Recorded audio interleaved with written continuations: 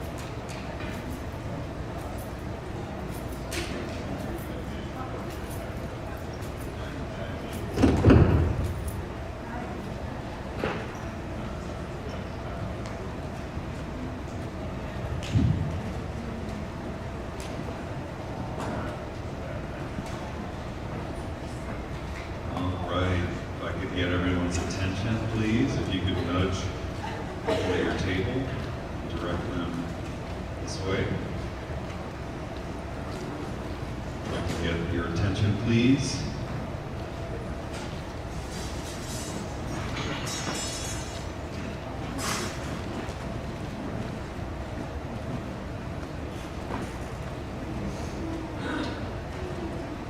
All right. Good afternoon, everybody. You all look great. Really a nice way to wrap up a nice homecoming weekend with our Hall of Fame banquet. You guys all enjoying breakfast? Before I get started, I want to thank my student worker, Reza, who is back there. Round of applause for Reza. It might seem like I worked all the details out, but in truth, I didn't do anything. She did everything. So she's been my student worker for 3 years. It's her 5th event that she hosted. She hosted, let's see, Hall of Fame 2 years ago, Sweet 16, the Athletic Awards, and this is her 2nd time doing the Athletic Awards, so great job, Reza. I want to thank the interpreters for joining us today. I want to thank the presidents for joining us today. I want to thank everybody for joining us and celebrating this wonderful class. So Gallaudet's been here since 1864, right? And you know, we know that lots of players have come through this campus, and you can imagine that there's been thousands of athletes who have played at Gallaudet, but only a few have entered the Hall of Fame. So if you think about it, we're the only deaf university in the world. So we have deaf athletes from all over America and all over the world. We have some folks from Sweden here as well.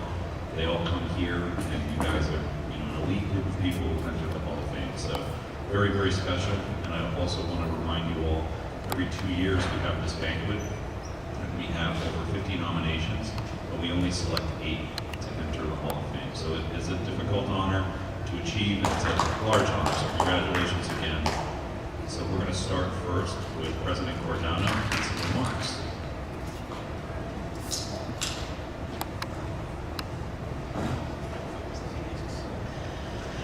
I told Lauren, it's not often that this happens, but I got this memo that did not apparently arrive where everybody was wearing a jacket and a suit. I'm in my 6th outfit change of homecoming, and I apologize for not making it my 7th to look more appropriate. It's on our Facebook page.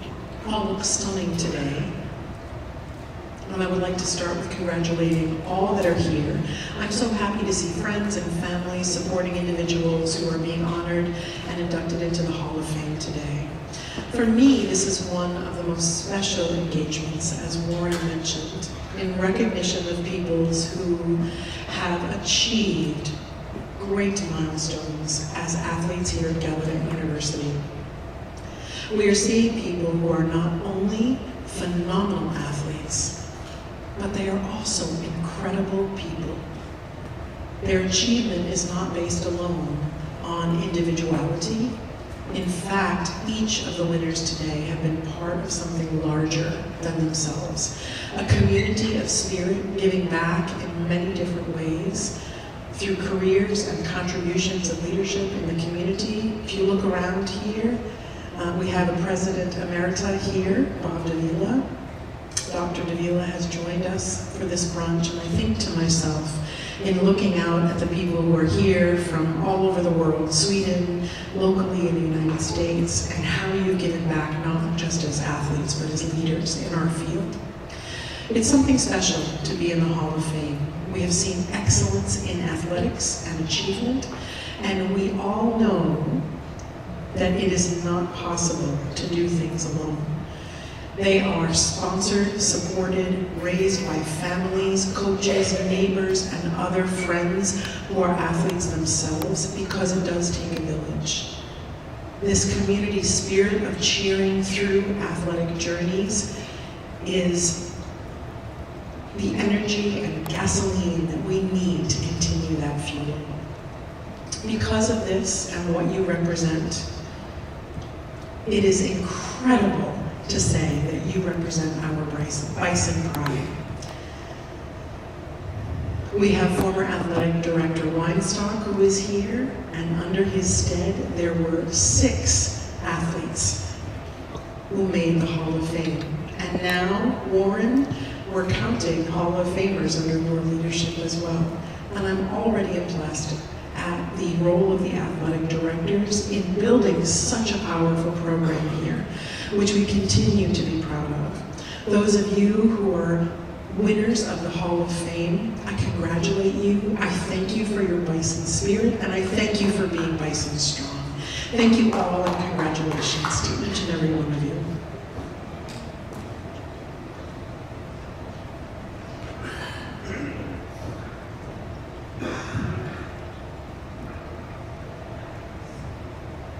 Okay, so before I get started with the first Hall of Fame recipient, I first want to recognize our former Hall of Fame recipients.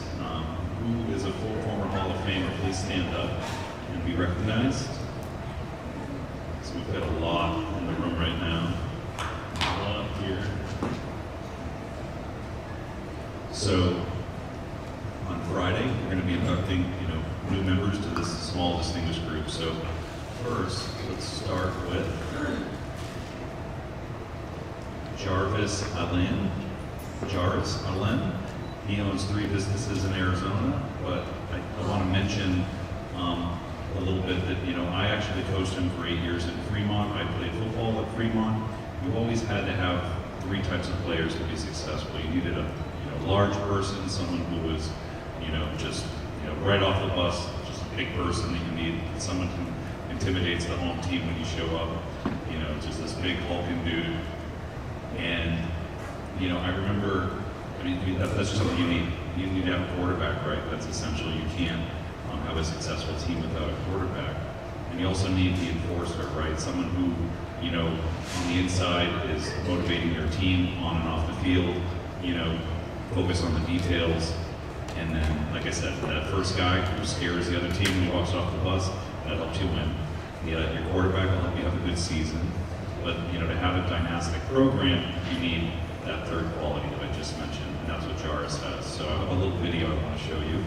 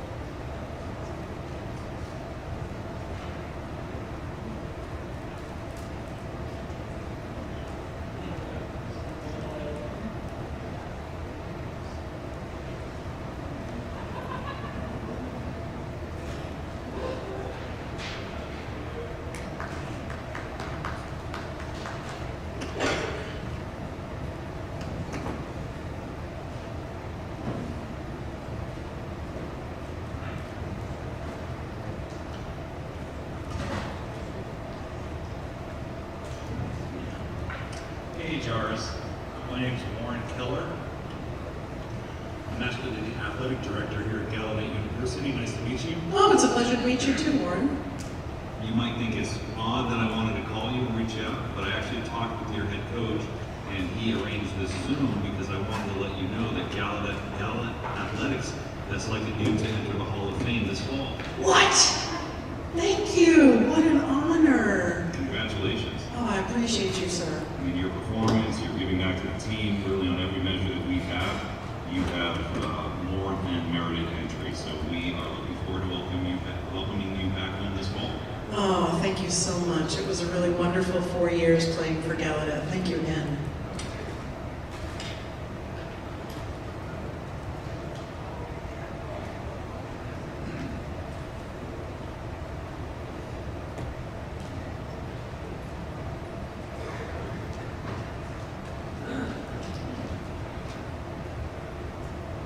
Hello, hello, hello. First of all, I would like to congratulate all of the new members of the Hall of Fame. A hearty congratulations. It's incredible to see these old faces, and I'm really, really looking forward to connecting with you all again today. Just a brief remark. I do wish that Jarvis was able to attend, but he was unable to because he had plans already for the weekend. Had great conversation with him and his family, and looking forward to have that time, not only with him, but with his family as well. So I'm very, very grateful. And my coaching philosophy is not just to win and, let's get through this football game, but it's really to develop young people's minds and opportunities. So working with Jarvis and his family was one of the most important things that I experienced. Winning or losing games, having family connections, so integral. Jarvis was part of a winning era here at Gallaudet, for sure, for the football team between 2011 and 2013.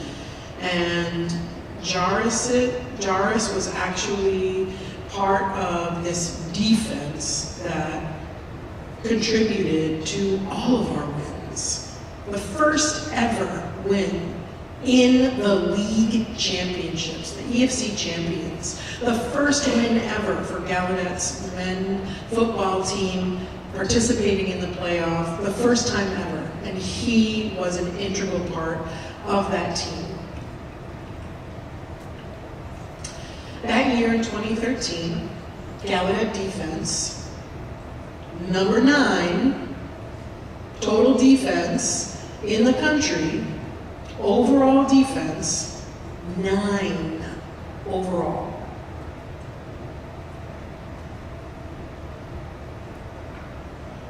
Now, if you are not a football person, you might not understand the stats that I'm saying to try and make the connection, but that's a big deal.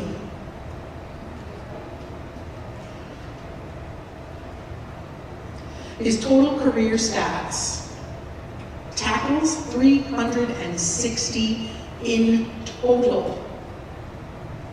If you don't know football, that's a lot. It's a lot of tackles.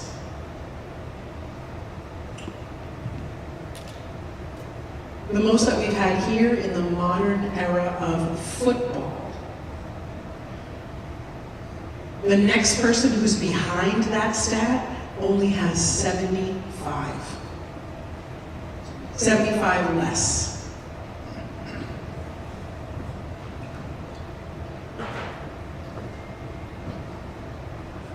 During the season, he had above 90 tackles. During 3 seasons, above 90 tackles.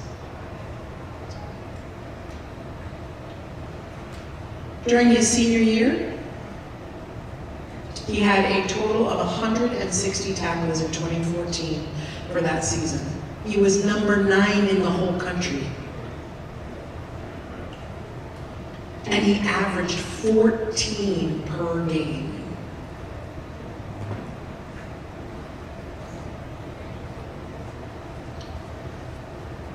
He is a 3-time All-League First Team Defense honoree. And during his last home game on Senior Day, in one game, had 24 tackles. More importantly about Jairus, his success was not just on the field. Yes, he was a student athlete here. He earned a degree in business. He met his wife here at Gallaudet. I know it happens a lot here at Gallaudet. We are a love connector. His wife is an interpreter, and he met during his sophomore year. But he had plans, and he had goals.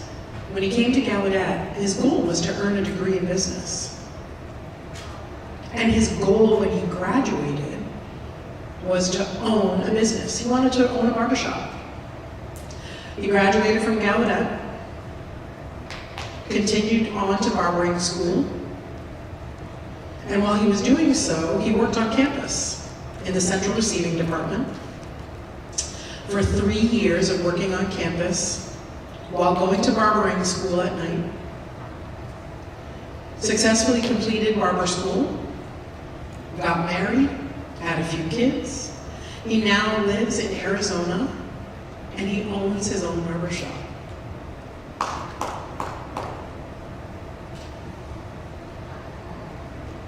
His uncle owns a cleaning business, and that right there is one of the best things that we can say about athletes who succeed here, because Gallaudet University gave Jairus the opportunity to be the man that he is today. I wish he was here with us in person, because if you've ever said congratulations to anyone, Jairus is worthy of that. So if you see him in your travels, please let him know how special he is. And I'm keeping this to myself.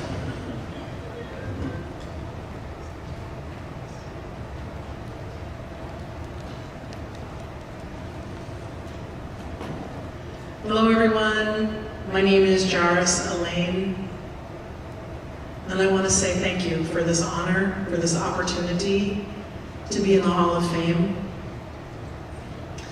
Being an inductee is something that's really special.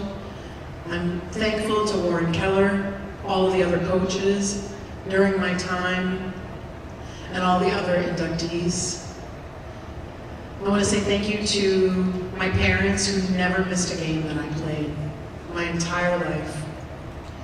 They are my strength and my support system. I want to also say thank you to my coach during my Gallaudet years, who never gave up on me. He could have.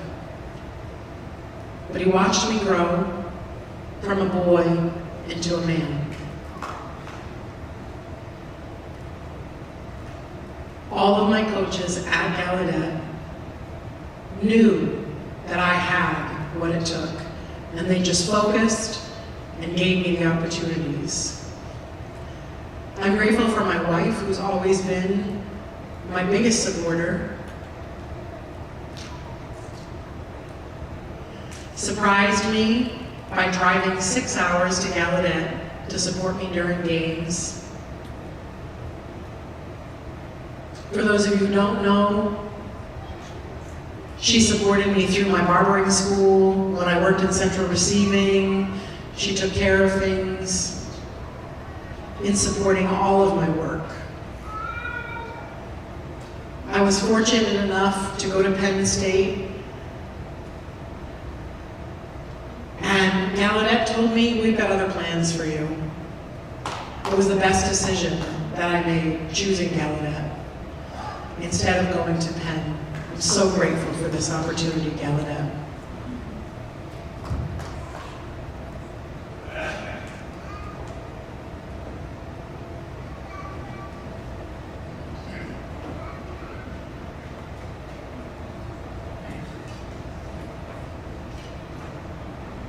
Okay, it was really nice to see Jairus again, right? I mean, he's to a football coach, he's a dream type of player, right? You know, he's the first person on the bench to lead and win the game. And also, like I said, he's got those 3 characteristics that we're looking for, and we're happy to have him in the Hall of Fame. So next, short story about Christina. You know, during sophomore year of Gallaudet, I lived in Clare, 405, with her future husband, Andy. Where's Andy? Is Andy here? There's Andy over there. We were roommates, actually. And she lived upstairs, and we'd see her all the time, but later became a line judge for the volleyball team, and I saw like the entire behind the scenes aspect of the program and saw all of the aspects of that team, and really that team had 5 Hall of Famers on it, and I saw it all firsthand and saw how hard they worked. They stayed out of trouble. They would, you know, get together before games and discuss their strategies. You know, it was just amazing to watch her and have her as part of the program. And I'm happy to introduce Christina Burke to the screen, or to the stage, to give some remarks. First, we'll have a video.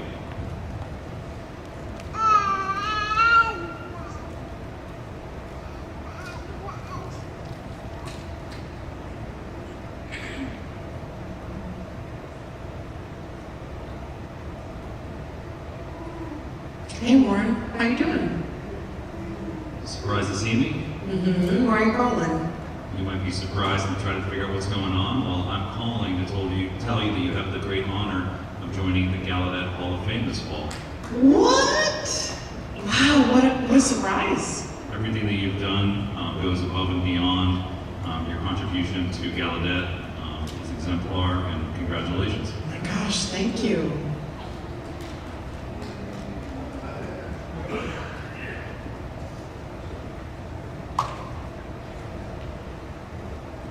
All right.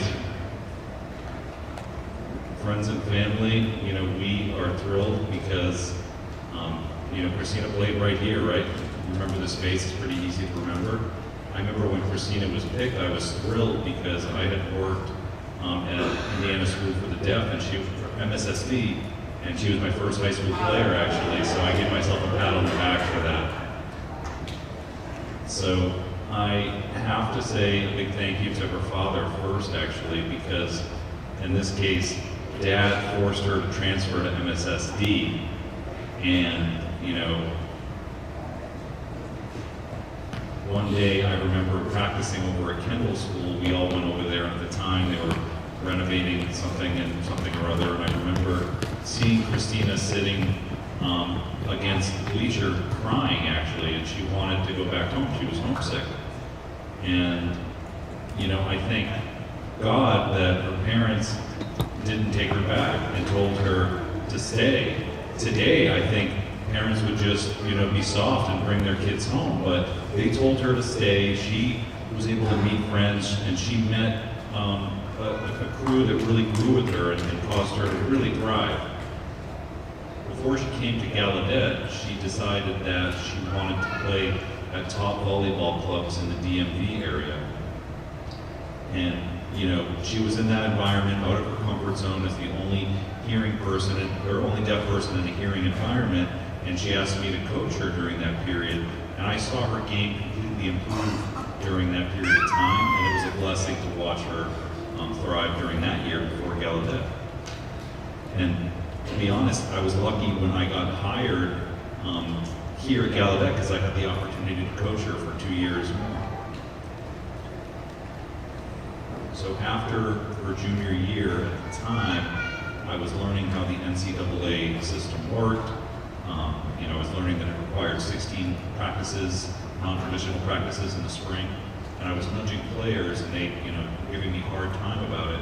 And, you know, I had to force them to go to practice, and I had to order the Page 2 machine. And basically, it's a machine that if you get 2 or 3 hits, it'll send the ball back to you, so you can keep practicing and keep practicing your serving. And, you know, it's funny because you would use that machine and it would make your hands raw, but and I remember that every time I go into the hotel, I mean, at the time I'm not allowed to go in there, wake them up in the hotels, but I remember that every time I'd go in there, she had her cat buddy, and they would just be, you know, nuzzled in there. And, you know, I remember that those first 16 practices, you know, I want to thank her for really showing up in practice and changing the culture in that program. So she helped us in the fall as well, because you know that Sweet 16 that happened in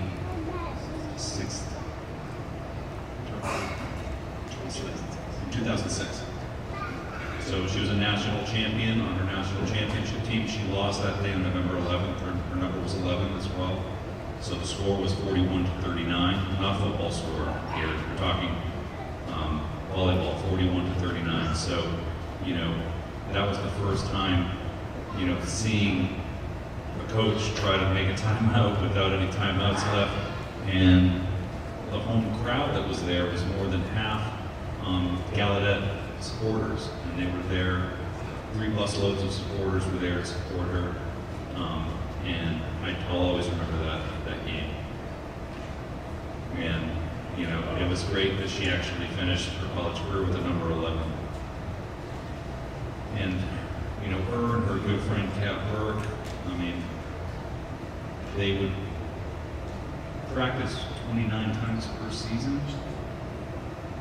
And even though you have 29 per set, typically that didn't happen most matches. And the reason why was because she was just so good at practicing all the way through the off season to make sure that she was ready when the season began. So yeah, you know, we have lots of great athletes, but she broke records. She broke records for attacks with 139 sets and ranks 12th in attacks per set. She had a career best of 670 kills, 527 digs. She's an unsung hero, and you know, she's a person that was overlooked often, but worked really, really hard. And I have to, you know, it was really easy to recognize her now, because most people, you know, are recognized for other reasons, but she is one of those unsung heroes. Always there at practice, always doing what coaches asked, and you know, we recognized her success after that.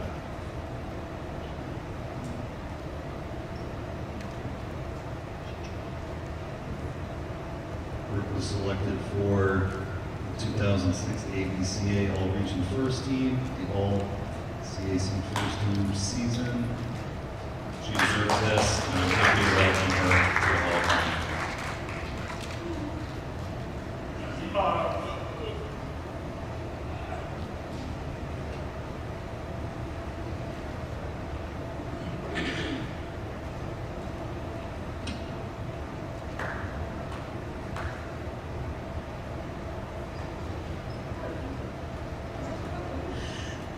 Thank you so much. You can enjoy the video that I will be sharing.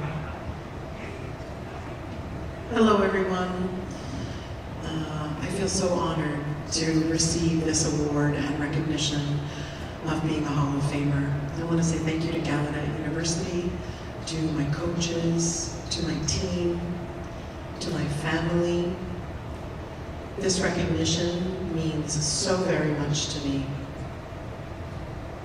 And it feels as though it's not real. To receive this award makes me think back to my time at Gallaudet. And I started playing volleyball when I was 16. And truth be told, at that time, I was a basketball player. I never thought that volleyball would be in my future. My freshman year, I decided to go to MSSD. And the volleyball team there was extremely competitive. Coach Lynn Ray was also my head coach for MSSD.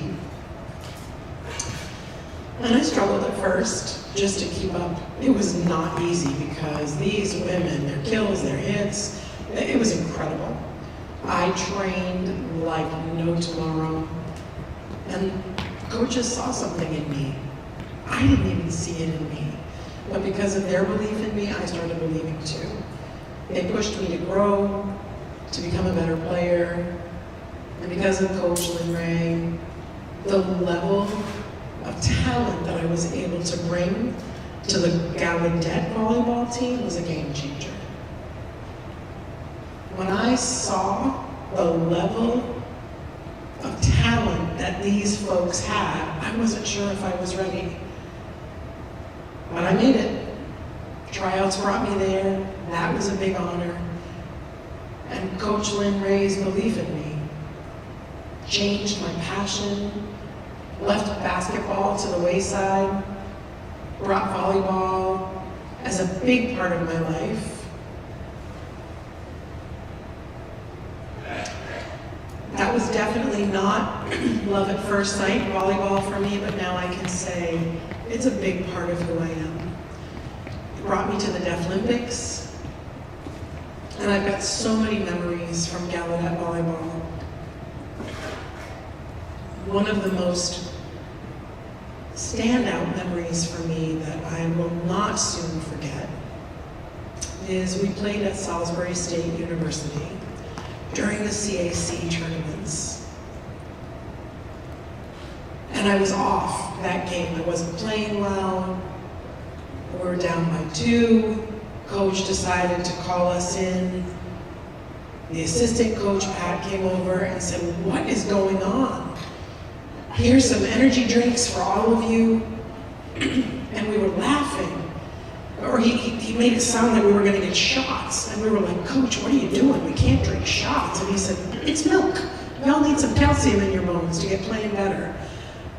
No kidding, for whatever reason, those shots of milk apparently worked in our favor because we won. We ended up going to the championships and we won. We won the title, got into the Sweet 16, we got NCAA championship score. Our records were incredible, and that memory still sticks with me today. When I tell you that coaches believed in us, I am not exaggerating.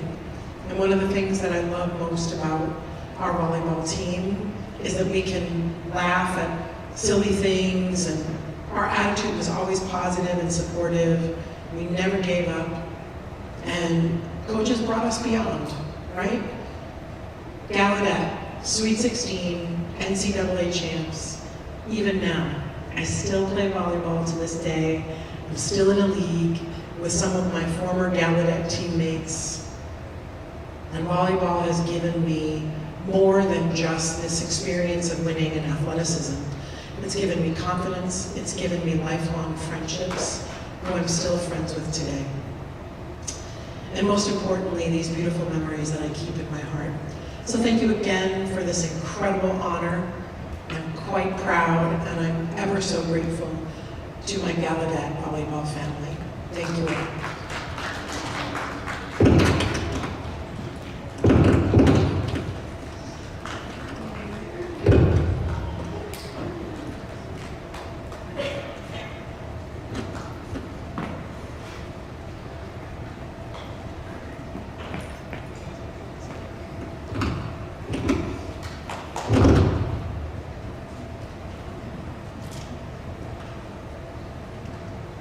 So I have 104 dB hearing loss, so I can't hear anything. The only time I've heard anything in my life, when I was up on this stage, when she broke that record, that was the only, audible tone I heard in my entire life. So it was hearing her in her matches. So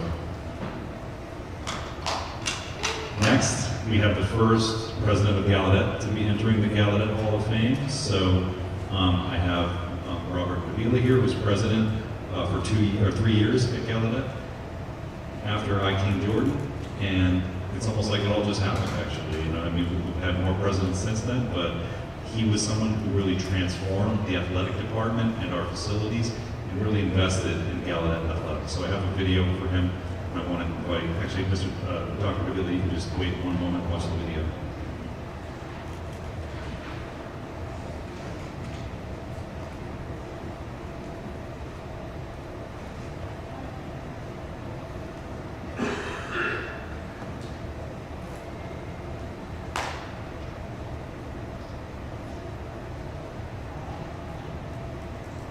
Hey, Dr. Davila, how are you? Hello. You are? Yeah, I'm Warren Keller. How are you? I'm doing fine, thank you.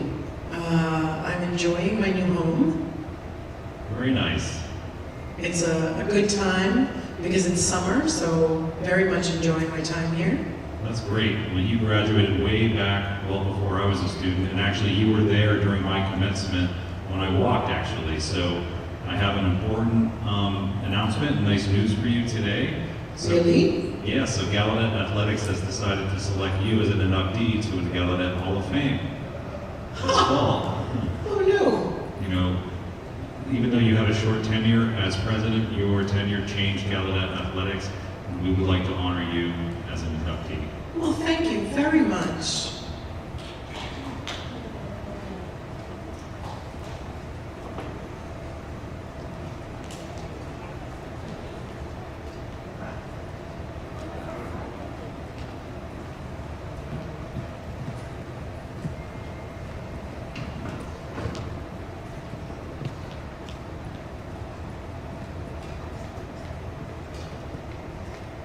Sorry, I need to use my iPad. My vision is not as good as it used to be. My memory is not as good as it used to be. So I knew Dr. Davila back when we were at MSSD, actually, 50 years ago. I mean, I had all black hair. We had all black hair at the time. So I had coached the girls' basketball team at MSSD, and I was a pretty intense coach, you know, like Bobby Knight, except I didn't throw chairs. So during one game, we had a technical. Didn't want to get a technical again, but you know, Davila came up and tapped me on my back from the bleachers, and he said, "Hey, your team needs you right now." And that just really hit me really hard at that moment. He wasn't yelling at me; he just was telling me that my team needed me, and you know, I told myself that guy knows what he's talking about.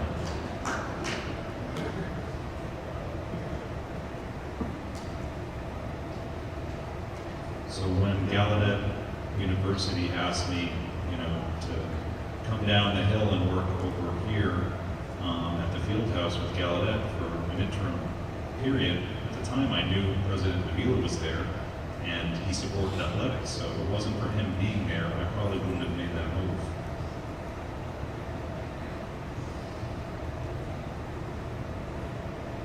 So my very first day was on July 4th or 5th, 2007, and I remember the carpet had holes out in the hallway. We had little tiny computers. We had rickety tables. There was nothing good down here compared to what we had at MSSD. And I remember at 8 in the morning, who showed up was Davila. He showed up in my office, you know, to welcome me. When he came into my office, actually, I was ready to get up because, and you know what he said? He said, "No, sit, stay. I mean, that told me a lot in terms of what type of president he was. Thank you for that, Dr. Davila. Thank you for your humility. My pleasure. You know, he asked me what I needed at the time, and I said, "Look around, look at my office." And he said, "Order anything you want, I'll sign it." So thank you.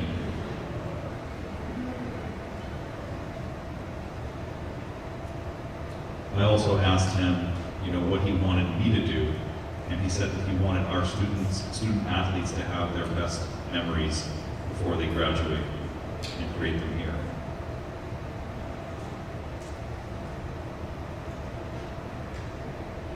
So at our regular meetings, you know, I decided to bring a wooden box one day with me, and Davila seemed kind of annoyed by this wooden box that I was carrying around. And he used to say that I should have been a car salesman, not a athletic trainer. But, you know, I asked him, I said, "What's in there?" And he opened it up and he said it was full of grass. And in this box, he actually had this beautiful piece of grass. And he joked and he said, "Well, you know, it's turf. I mean, not actual grass."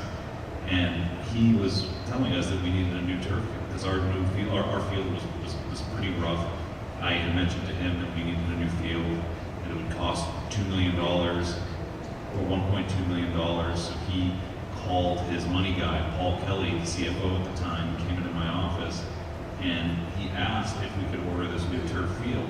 You know what Paul Kelly said? He said, "You are the president, you're the one that decides." And then because of that, he said, "Go ahead with the turf field," and we got the turf field. You know, but after our meeting, I remember getting up walking away, and he said, anything else I can do for you? And I thought to myself, I said, hey, you know what else I need? I need some lights over there. And he said, how much are the lights? I said, $1 million. He said, all right, go for it. So it took him a few minutes to make those decisions, and we're very grateful. He was the original art of the deal. So, you know, if you're talking about baseball, softball, the turf field that we got, I mean, it doesn't matter, the new locker rooms, new meeting rooms, the list goes on of his support, and it was all because of him. If it wasn't for him, none of it would have happened.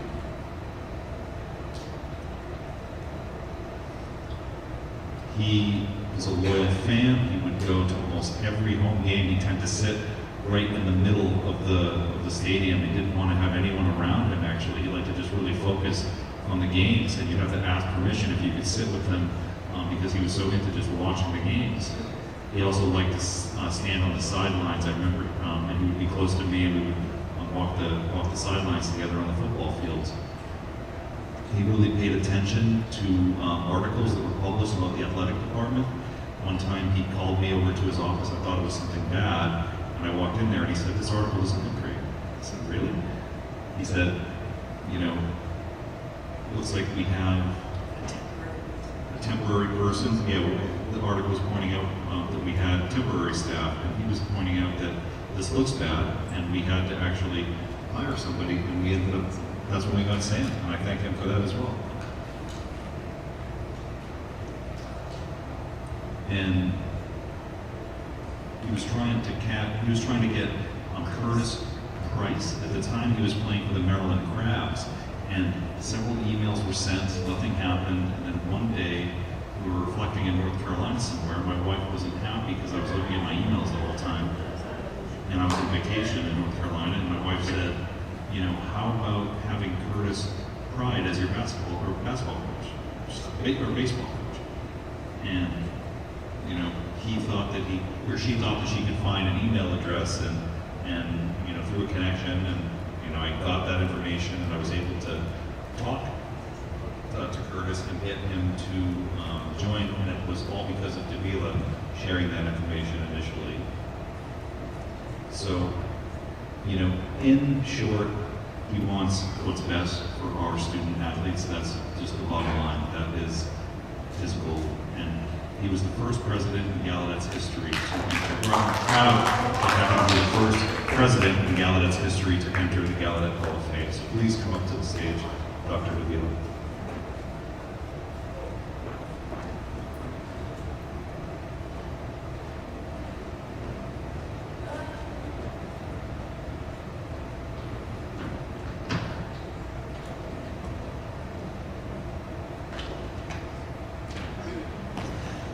Oh, thank you.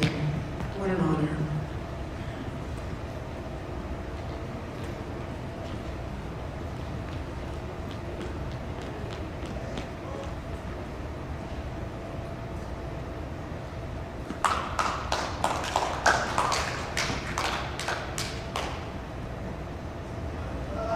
I'll hold this for you while you give your speech. Oh, it's not much of a speech per se. But Gallaudet has been in my life since I was a kid. When I was in school in California,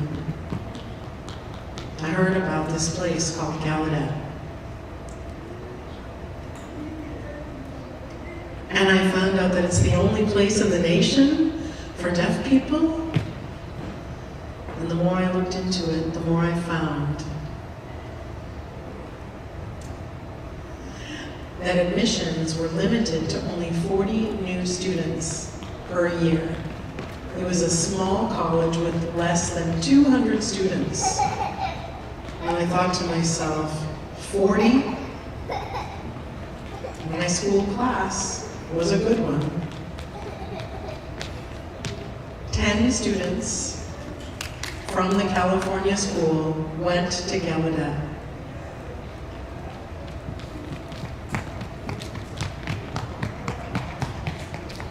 And we thought if all 10 of us wanted to go to Gallaudet, that leaves only 30 spots for the rest of the nation. And I thought it would be a very difficult play. And I would lie awake at night to think what would happen to me if I cannot get accepted into Gallaudet College. I was 15 years old, losing sleep at the time when I was ready to graduate. And it kept me up, sick with worry about making it in. But I can tell you I made it into this intimate, small college, walking through the different areas of what's now known as Gallaudet University.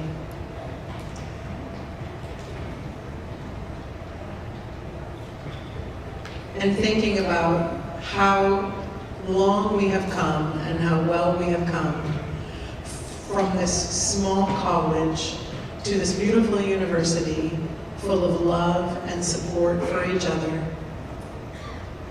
I have strong feelings about my experience here.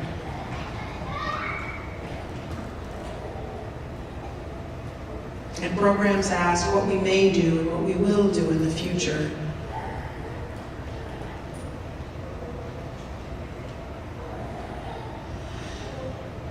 And when I was told that there were 44 buildings on this campus, I was shocked. Because when I came here,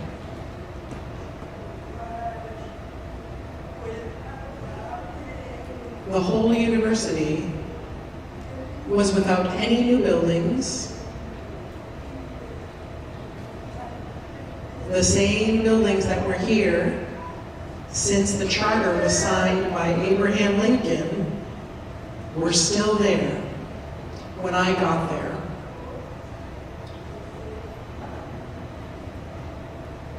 I graduated in 1953. And the next graduating group of 1954 built the new library, which is now going to be renovated into a third library. And the reason I tell you that is because Gallaudet is so small and intimate. Life was and still is difficult for many deaf people. To be hired to work in a school for the deaf, after college, they would graduate and they knew that 40 years later they would still be there because we did not have jobs around the country. Only 2 or 3 deaf people had jobs that would not require them to teach. They had management jobs, but it was very, very difficult during those times.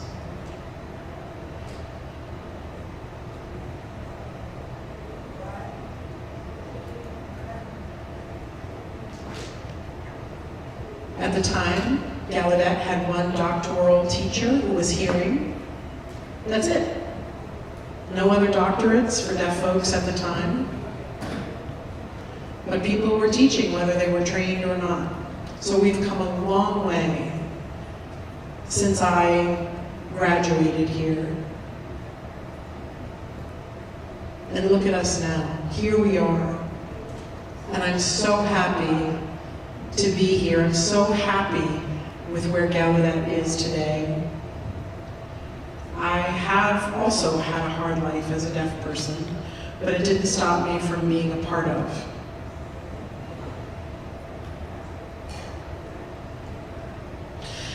Businesses in South Dakota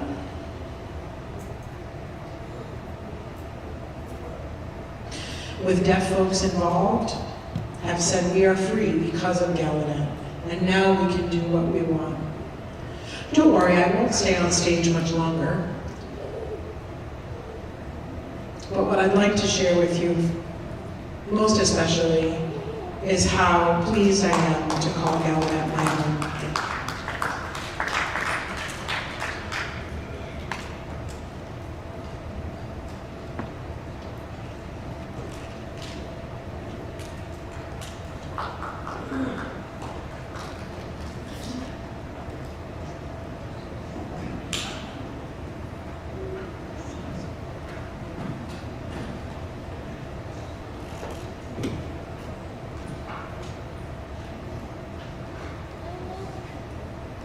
that was a great speech, and you know, it really does remind us that life wasn't easy for deaf people, and sometimes we have our ups and downs, we have our good years, we have our bad years.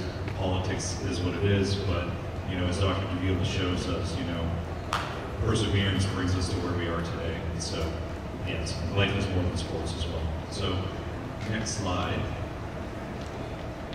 Casey Hicks. So, me as a baseball guy playing baseball here, you know, I'm so sad I missed, you know, playing with him by just 1 year. I came here in the fall, but he had graduated just before. So, and Curtis Pride had come as well, but, you know, going through that cohort under his leadership, that team dominated those years, and, you know, very, very pleased to introduce Casey Hicks to the Hall of Fame.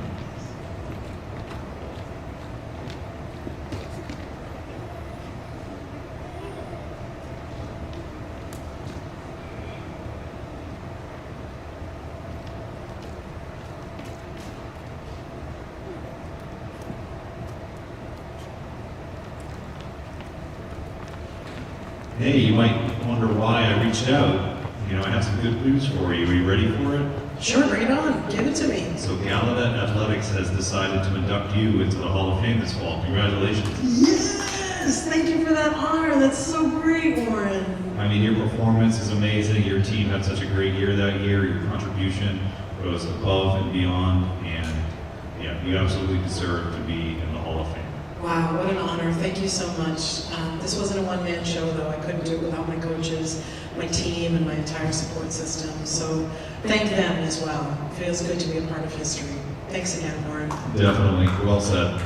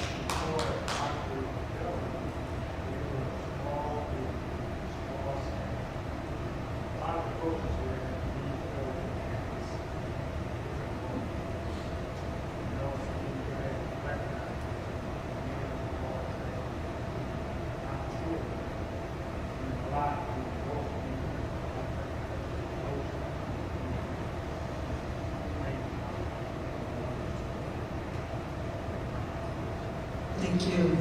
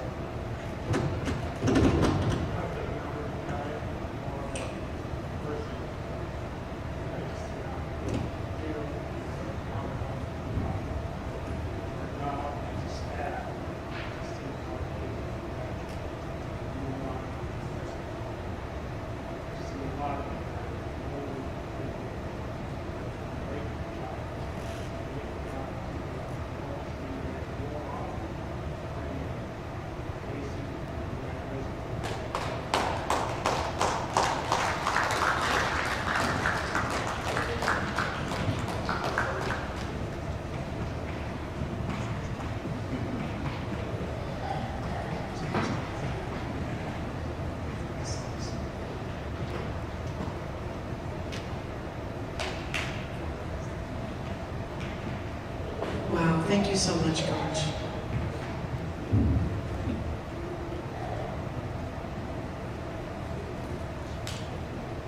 I'll hold it for you.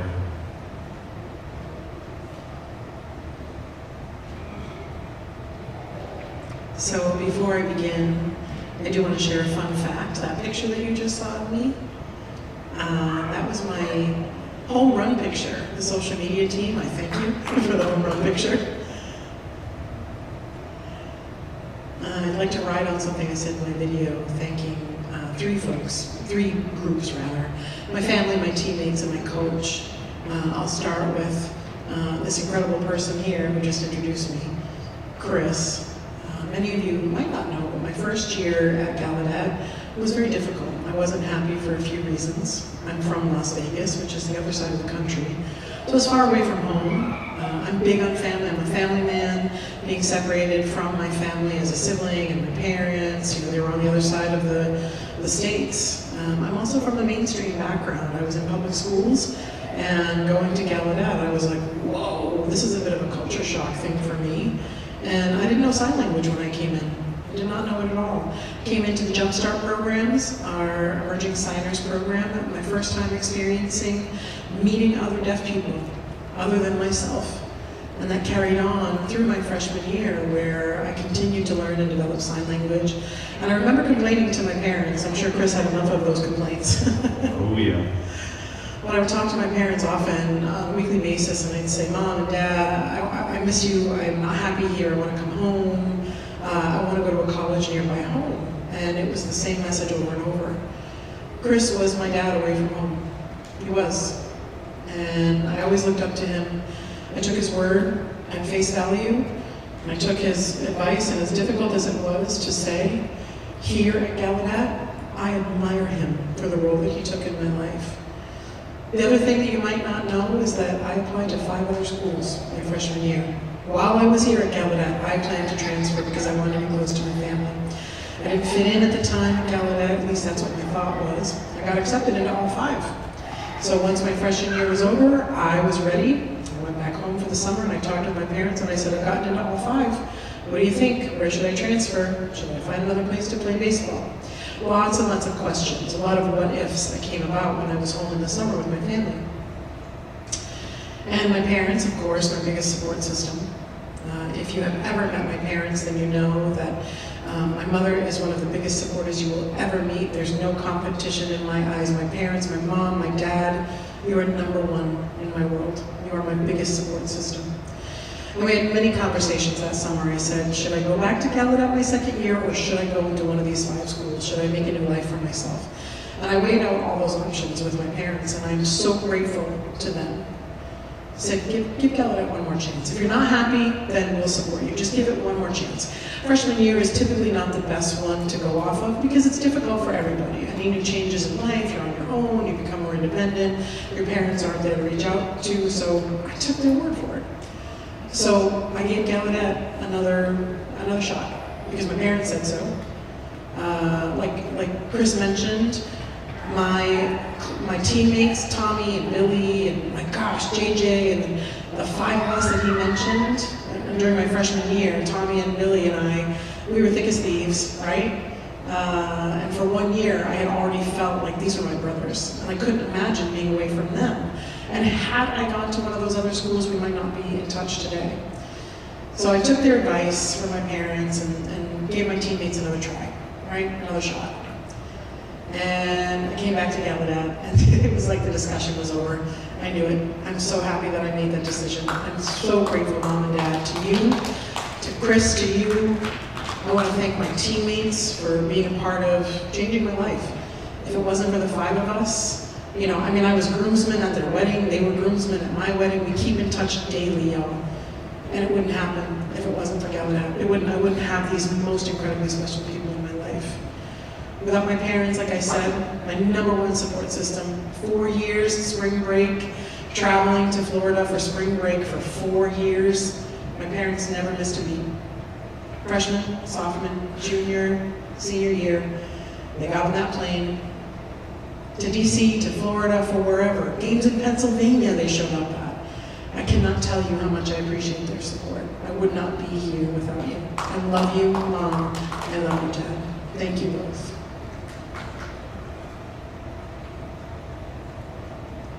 On the field and off the field, I had a support system.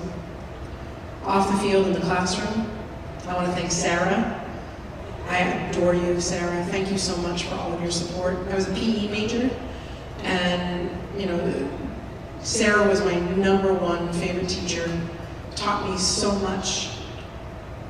And we have a similar background, so I could feel that connection. I feel that, she would say to me, like, come on, you know better than that. I mean, she would say to me things like, hey, you've got a good head on your shoulders. She was my mom off the field. Chris was my dad off the field, right? Thank you for bearing with me and your patience with me as you were my instructor. I'm thankful for Coach Pride, Coach Keith, Coach Josh. Were you here? Yes. Coach Greg, Coach Andre. I'm so grateful to each and every one of you for your patience with me, helping me develop as an individual, as a person, as a player. Each of you were with me during a different part of my 4 years here, and you changed my life. I thank each and every one of you. Last, but certainly not least, my wife. I graduated and I moved back to Las Vegas, and I thought, I'm going to stay in Las Vegas. I did my 4 years at Gallaudet. I'll go back home. I'll be with my family. And I felt something was missing. I felt a little lonely. I was missing my friends, was missing the deaf community, and missing that cultural and linguistic stimulation that I had. And I said to my parents, I'm going to go back east. I feel like Las Vegas has done what it's supposed to do for me. And then I decided to create a new chapter. I wouldn't be with my wife, Rebecca, and we wouldn't have kids together if I didn't make that decision. The bottom line is that Gallaudet has a special place in my heart for so many reasons. My wife, my kids, my teammates, who are currently my best friends in the world. Thank you so much, Gallaudet, for what you've had to offer me, and I congratulate my classmates and my Hall of Famers. Thank you.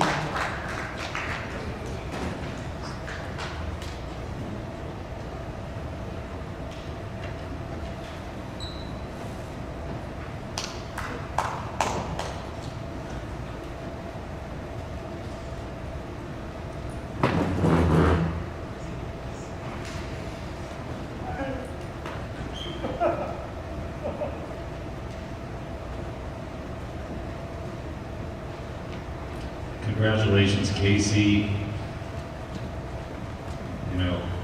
As a baseball man, I want to say that, pass ball is pretty crazy. I mean, that's just, that's something that happens 1 per game usually. I mean, for, a pitcher who's pitching, they might throw a few per game, but to only have 1 the entire season, it's kind of impossible when you really think about it. So it's a huge achievement. That's one thing I want to mention. The second part is he said he's not big on numbers. I want to say, how do you get 401? It just doesn't seem possible. So I just want to say that pros haven't got that. I mean, you can't hit 400 in college, and he was able to. And also, he had 62 RBIs. That's almost 2 per game, which is also crazy. So yeah, he's not big on numbers, but I am. So next, inductee. So as I mentioned earlier, we had 5 entries from the volleyball team, and I do remember that, I was a line judge. I stood right there, 3 feet away from the action, and I would see all the hits, and I would be right there. I was the closest person, closest person to me 5 feet away as libero was Shanna. So I remember, that she had these moves where she would just dive and she would just, hit the ball from the top of her hand, and she was, amazing. And, it was hard. You were the first libero, I think, that was able to achieve what you did. So.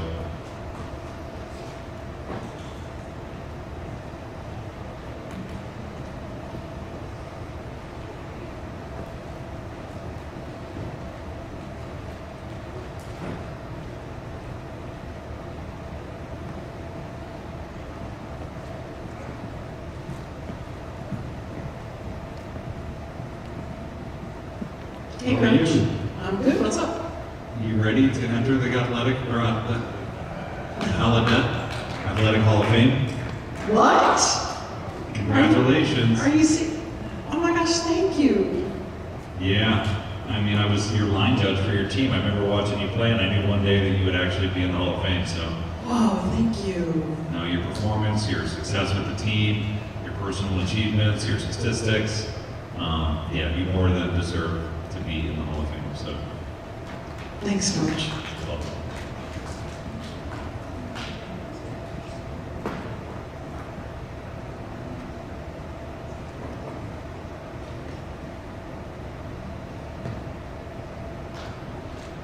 All right, Shanna, where are you? So I can make eye contact with this phenomenal volleyball player. Before I talk about the libero, I do want to say thank you to Patrick for your phenomenal work up until now, because Shanna was first in my class, and I do want to recognize this longtime assistant coach work from Patrick, because on and off the field, Patrick, you working with these athletes has just been incredible. So thank you. Thank you for creating these fantastic shoes that I was able to fill. So with that, shall I say you are dismissed and say that you can go travel the world? And I know that was more of a private moment that most of you won't know what it means, but I was hired during the summer, and Shanna was the one that people wanted on the team. And Gallaudet already had a fantastic group of folks, and I was like, I don't know if we can get a libero. I'm not sure. But I knew that her dad would be thrilled, and she's a coach's dream, because she was a jumper. It was just incredible to see the way that she would set on the floor. I grew up in Texas, for those of you who don't know, Lone Star State. I'm allowed to say it, that she is the only lone libero at Gallaudet. She was a lead for all things that she did. Anytime she started, the game was on fire. My first college game and her first college game were the same day. Yesterday, you saw the team that was on the football field, and we were playing folks that had similar stats. If you've never been to a college volleyball game, it is fast, it's quick, and it's not like a high school game. So Shanna was incredible. She played in high school, and I knew that my role at the time was not going to help the team. It was only her. I mean, watching her set as a Lieberman, it was just incredible. To see her from her first game until her final game was an incredible means of growth that only coaches dream of. 2005, 2006, as I mentioned before, was a transition from MSSD over to Gallaudet, and then all these seniors had graduated, and here come these incoming freshmen, including people like Shanna. And we were ready for the challenge. Didn't matter if these folks were new, because Gallaudet had a reputation of having a line of folks ready to change. And then changing the line all the time. We had people ready. But there was Shanna sitting on the bench crying. And I looked at her and I said, wait a minute, why is she crying? And she said, because I don't want to play this position. And I said, but you're a Lieberman. You've got to take it. Libero. You've got to take this libero position. And she never went back again. Do you remember that, Shanna? Do you remember telling me that you didn't want to play that position? I remember it like it was yesterday. So senior year, we had some new folks on the team, and one of the setters broke their hand. And we know that Shanna ended up staying for 5 years after a couple championships, and had to wait until her 5th year to enter the championships again because she was that one that broke her hand. She led her team to championships. Salisbury State University, again, we lost. Went over to the Sweet 16, did the entire tournament trip, and made championships, and closing with a 3-0. We won the championships with her leadership.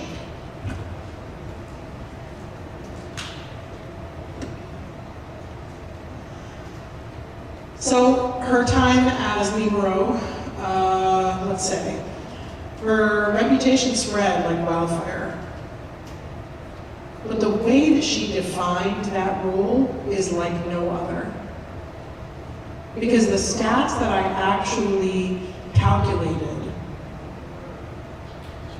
was an average of almost 2.5 points. And nobody has passed that. Up until 2025, she's the only one to hold that record. Now, that word carried throughout the community, and nobody wanted to compete against her because that reputation spread real fast. Her average, again, still to this day, is her own. If you look in the CAC journals, she still holds that record, and nobody has broken it until today, still. And I thought about asking Shanna's dad, like, what's the secret? What's the secret? Did you feed her something special when she was younger? Did you, and he said she was just born naturally. She understood how to read people. She was never formally taught that. And her positive influence, I believe, came from her family. The love that they gave to her and the positive influence and her love for volleyball allowed her to become this incredible player, but most importantly, incredible person. She could have easily gone to another division. She could have gone to Penn State, because I know that in high school she was one of the best, and she could have played because there was a mom that we saw who said, Shanna should play. She should be in a Division I school. And I said, thank God Shanna's deaf, because Gallaudet was the one place that her family wanted because we had communication. And I was really grateful at that time, selfishly. And she was the only libero that has held this record. Nobody has broken that record. As I mentioned, she is somebody who's humble, supportive, and when I tell you I'm not lying about those other 5, there was 4 players that have already been inducted in the Hall of Fame, but only one, Shanna. Only one, Shanna. You deserve this recognition.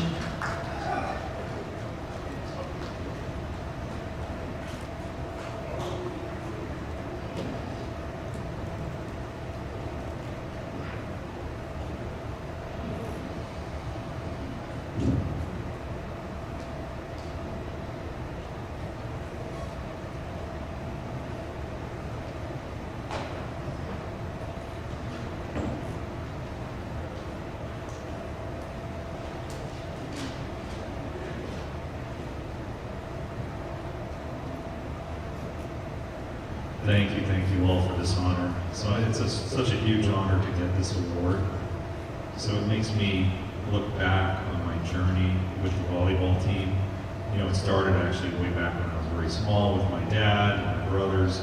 We tended to play, the game in the backyard that kind of started this whole journey. I remember my dad, his favorite sport was volleyball. I preferred basketball, like Coach was just saying, but my dad said, no, trust me, you're gonna love volleyball, I promise. So later in high school, I decided to play volleyball, and he was right. So I want to thank my dad for introducing me to volleyball, coaching me, and everything. And I want to thank my mom, I want to thank my siblings for always being there, supporting me all the way.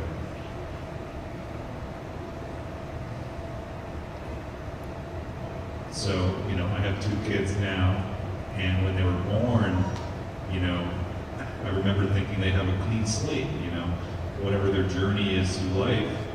It's almost like, as they go through life, they're going to get all these different experiences that become kind of stamped and imprinted on them and end up, defining who they are. And I look back and I think volleyball really defined a bit about who I am. And like Coach was just saying, talking about my journey and the libero position, he actually stole some of my comments. But at the time, I was a student at Maryland School for the Deaf. I was playing libero. It was a very new position for me.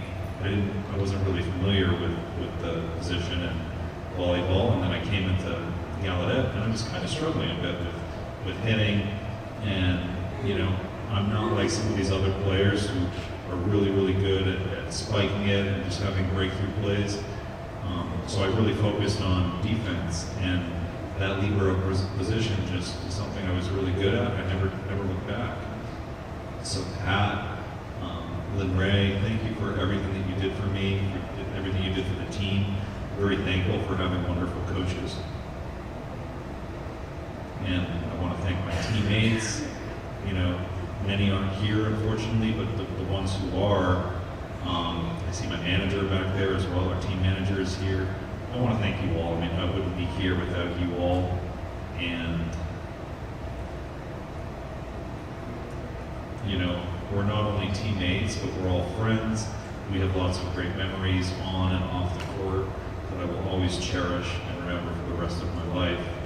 Lastly, I want to thank Gallaudet for this opportunity, for all of the great memories. I'll always cherish them. Thank you very much.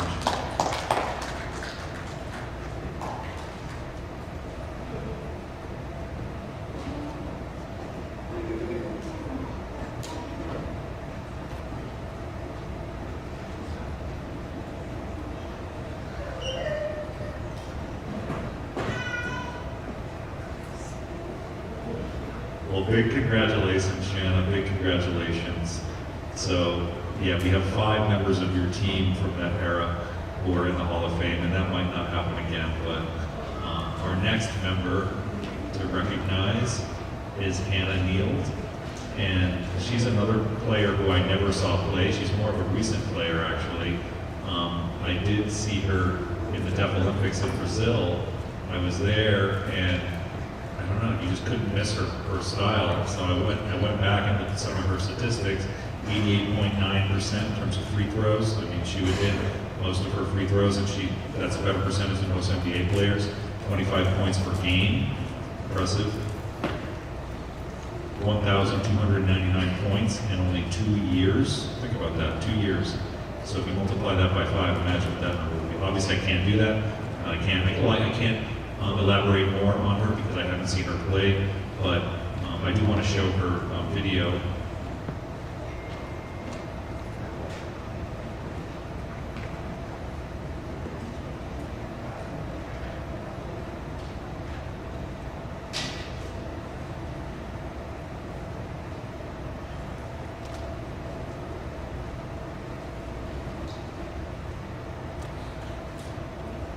Hey. Hi. Are you surprised to see me? Yeah. You thought that I'd be here, or you thought I was a professor, or maybe it was someone else? I did not expect to see you. Do you know why you're seeing me instead of an old professor? I do not.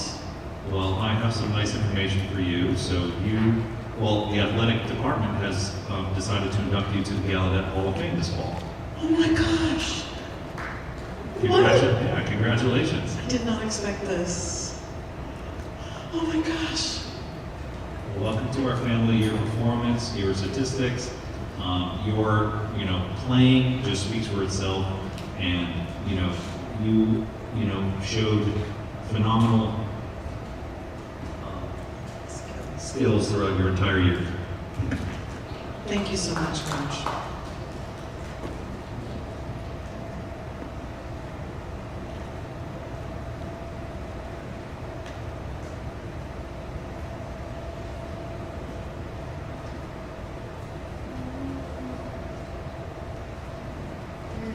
Hello, everyone.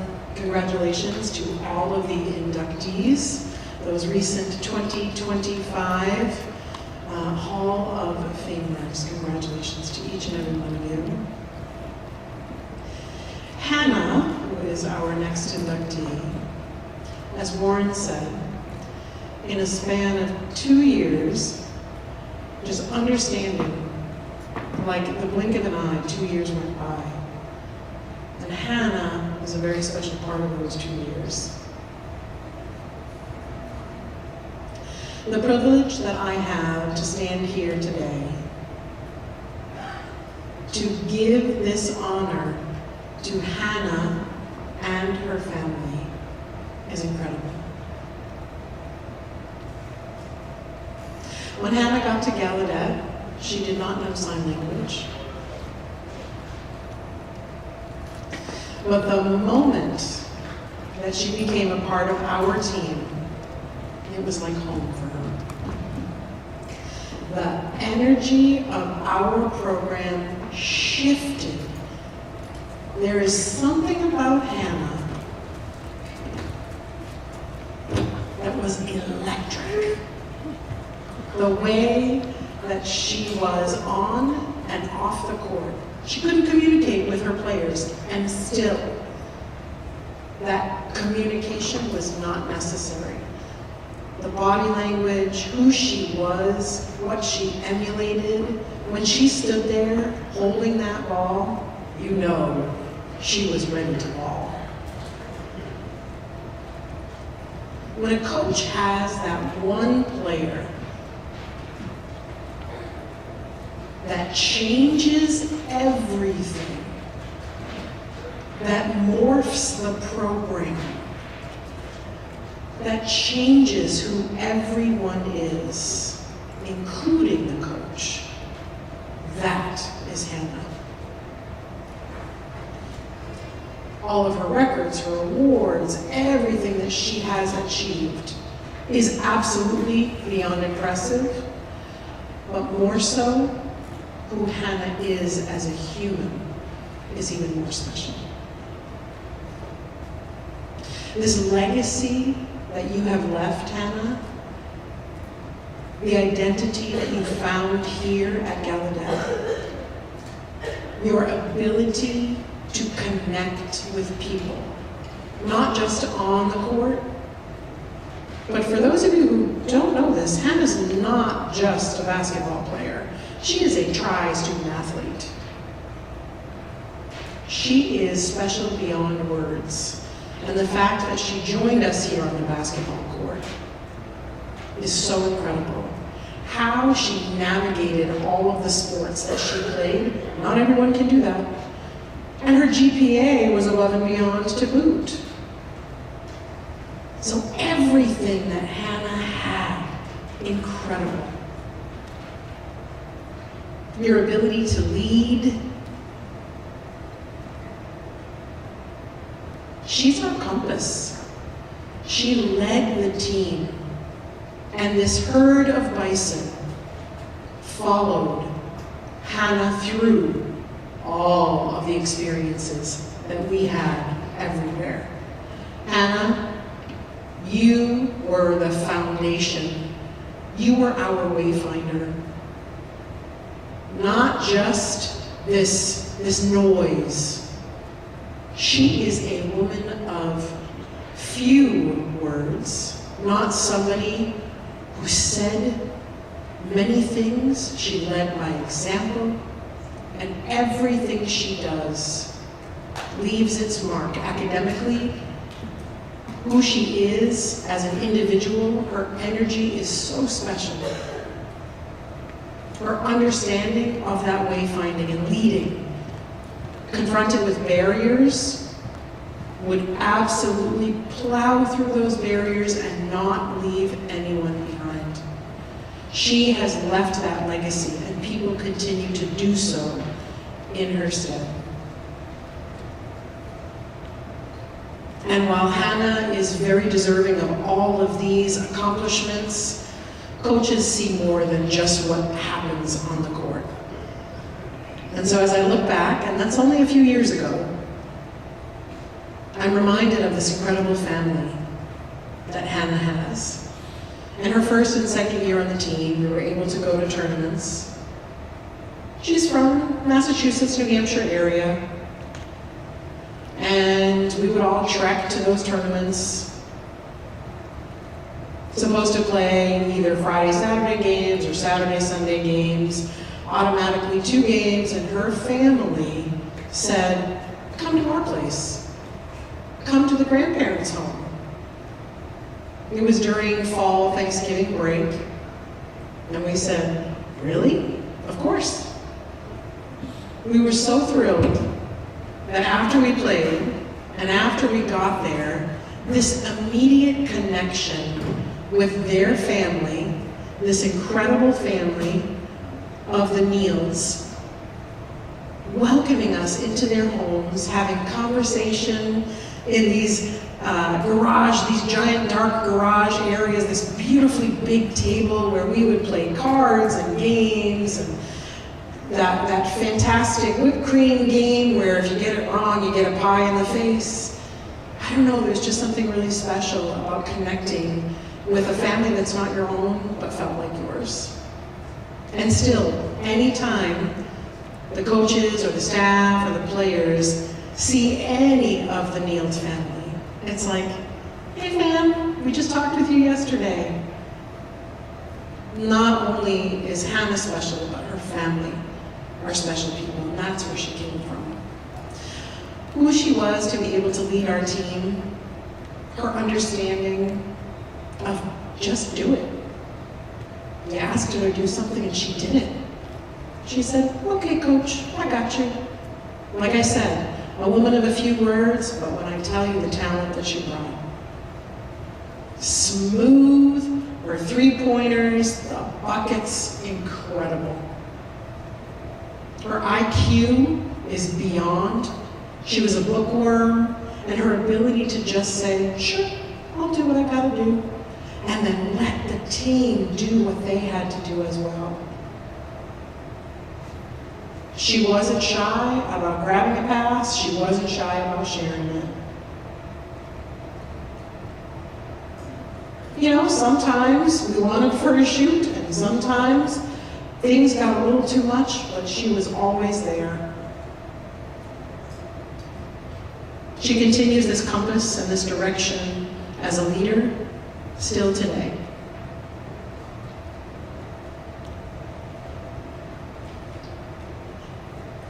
She's currently coaching, she's a ref for girls team, and whenever she's around, people look forward to her presence.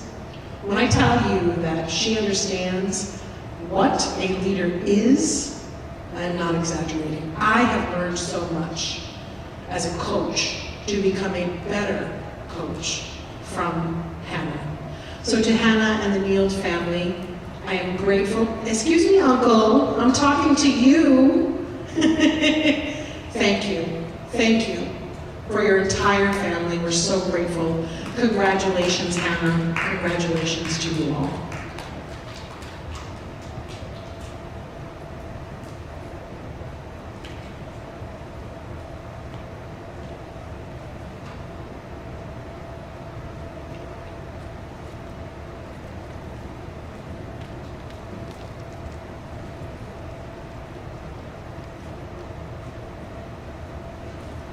Congratulations, Hannah. Okay, as Coach was saying, I'm a woman of very few words, but I'm going to try my best. So I do want to thank Gallaudet University and the athletic department for hosting this celebration. All the other inductees as well. I also want to thank my family who's here, my mom and dad, my grandparents are also here, and my uncle and my brother, and also so many more at home who have supported me as well. And also missed some games because they were far, but they still tried their best. They would help my grandma watch on her iPad, so I appreciate that help as well. And other family members who are joined later in my life, but are still family nonetheless. I want to thank them. I also want to thank my coaches who put up with me a lot. They accepted my feedback even though they didn't agree with it, but I really learned a lot from them. And like she mentioned, I didn't sign before coming to Gallaudet, so arriving here, I'm signing to you all now. It's kind of a shock to me, but I hope you all understand me. And I just want to thank my teammates as well. You know, they accepted me right from the start, even though I would just nod and use just say thumbs up for most things. I did that for a few months at least, and they put up with that. So, you know, I also want to thank the athletic trainers for keeping me healthy. You know, I played 3 sports, and I didn't have many breaks in between that, but they really supported me through that with training, as well as icing me up and encouraging me to take ice baths. And I also want to thank Sam. I'm not sure if he's still here, but he was a big support. And I want to thank the sports office for helping us just keep communication smooth between everybody, because I was doing 3 sports and he really supported me in the program. I want to thank him for that, especially through my graduate years. And like I mentioned, I transferred my junior year. I wasn't a good fit at my previous college. I felt like I was looking for something more. And I took an ASL class at community college at home. The professor was deaf. They asked me if I were deaf or hearing. I said, well, I don't know, kind of half deaf. And, you know, I learned the sign for hard of hearing that day, and I was like, okay, thank you. And they told me, you know, well, why wait? I mean, why are you waiting? And I was thinking, well, for grad school, I want to do it. But they were saying, why are you waiting? Just do it now. So I emailed Coach Stephanie, and, you know, the next week, my mom and I flew here. You know, we're touring the city, visiting Gallaudet, visiting with different people. And I thought, well, you know, it's a last minute change, but why not? So I transferred with a few weeks of preparation. I went back home, I packed everything up, and I thought, quote unquote, that I knew how to sign, but my parents, my brother, they left, and I was left here alone, and I started just bawling on the side of the road. And my mom texted Coach Stephanie and says, hey, you might want to check on her. I just left and I think she's crying. And I remember going into the coach's office, and she really listened. She let me express my feelings and talk about how I was feeling. And I knew inside it was the right decision. I knew it wasn't going to be easy from the start. And I just have to thank my teammates for including me in everything, encouraging me to try to sign, because I was hesitant at first, but they kept encouraging it, and I picked it up really fast. You know, sports has a funny way of, you know, not requiring language to be able to meet and have camaraderie with different people from very different backgrounds. It gave me an opportunity not only to continue playing different sports, but also to do some self-analysis and find and learn more about my identity, because I went to a mainstream school. I loved it. I had great friends there. I was successful at sports, but I didn't have this part. So, you know, it added to my experience and really made me complete in terms of who I am. So I think I covered everything. I hope my parents were proud. They were like, you have to give a speech, you have to present. So I hope I made them proud. I want to thank you all. I want to congratulate all the inductees.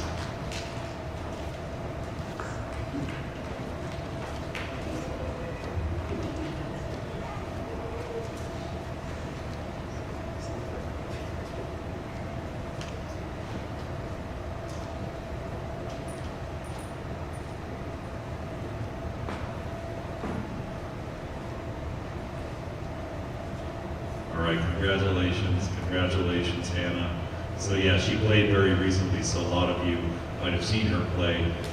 You know, the three-point line, you know, we've got players who can just throw the ball in from, you know, any place and get it in. I mean, she is one of those categories, or she's in that category.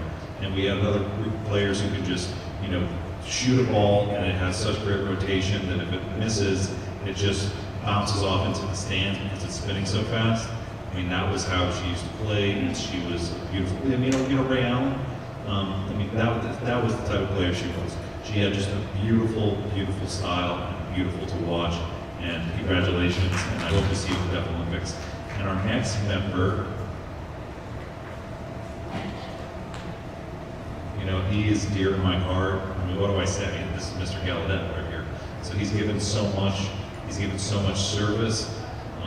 He, you know, was success as a coach. He was success, really bringing an era in football of just becoming a powerhouse in football. I don't know, the list of accomplishments goes on and on. He lives in Florida, and he would still come here all the time. I feel like I see you every month. Yes. While you live in Florida. So, yes. He's come to 30 banquets. He's helped set up 30 banquets. He's helped with homecoming events. He helps with everything. And like I said, he lives 2,000 miles away from here, but he is Mr. Gallaudet. And I'll let William go a little bit more. I'll let William go on about him a little bit more. But he's such a special person to me, a special person to many of you, and we've got a special video here for him.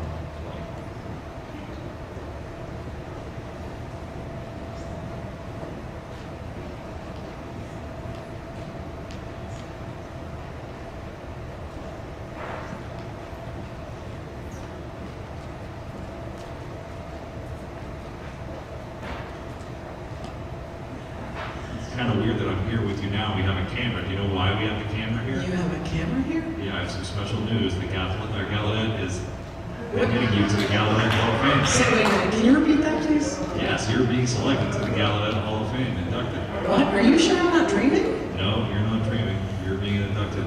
Congratulations. Wow, this is real? My gosh, that means so much to me. All this time and commitment and hard work that I contributed to Gallaudet. Wow, that feels good. Well, as coach, athletic director, you've been a huge support, and even in your retirement, you've been a huge support to Gallaudet. Well, Gallaudet's my home, and it always will be. Coach, thank you.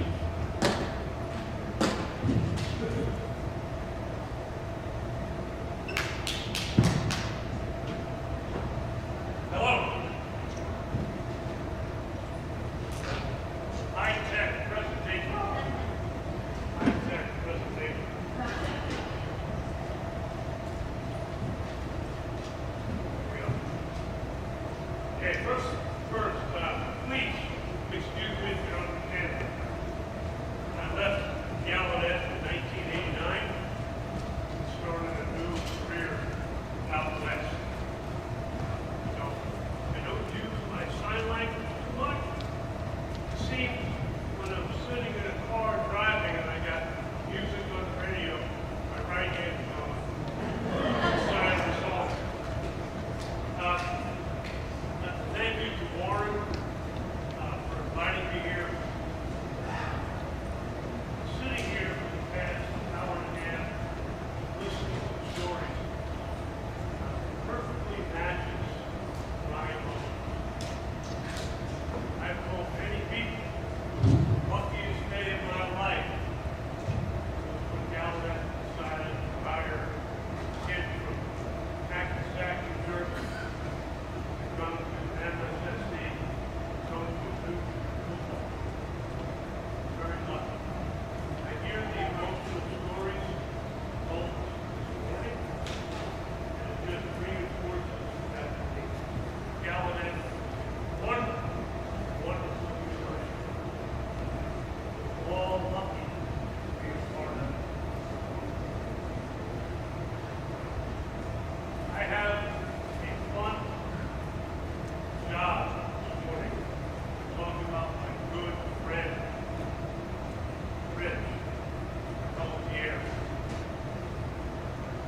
He's entering the Hall of Fame as a football coach. He has many highlights as a football coach. But he started his career at MSSD as an RA, a teacher,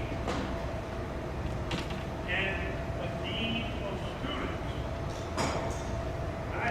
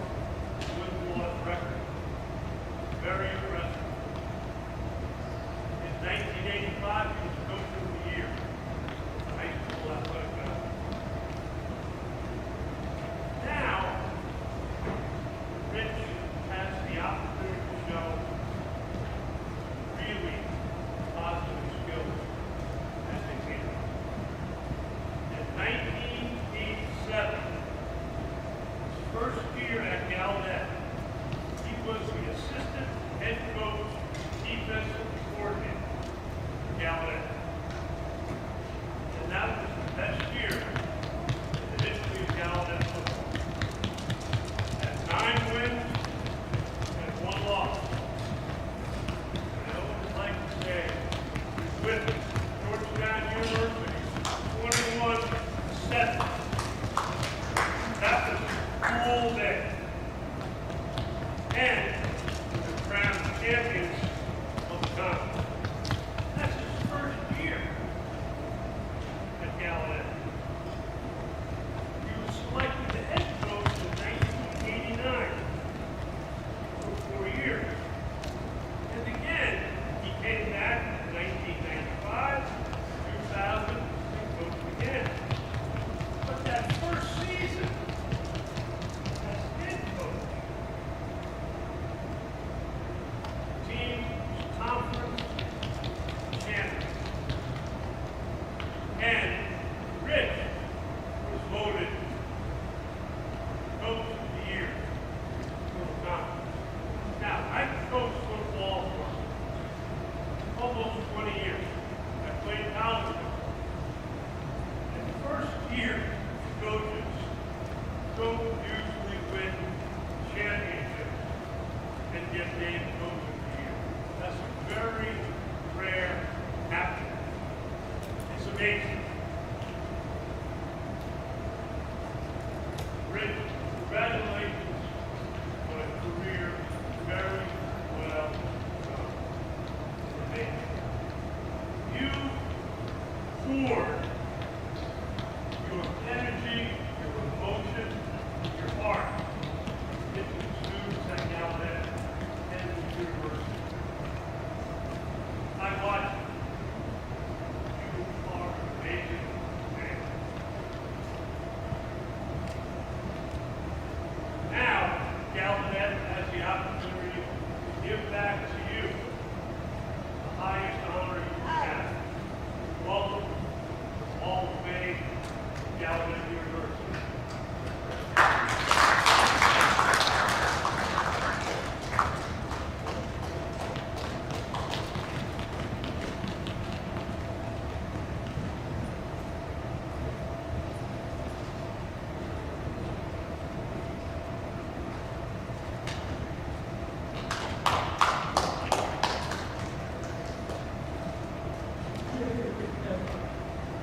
We gotta get a picture of those two, I think.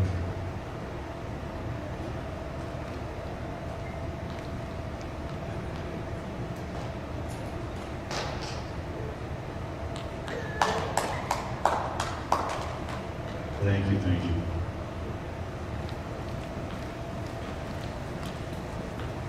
It's very emotional for me. Sorry.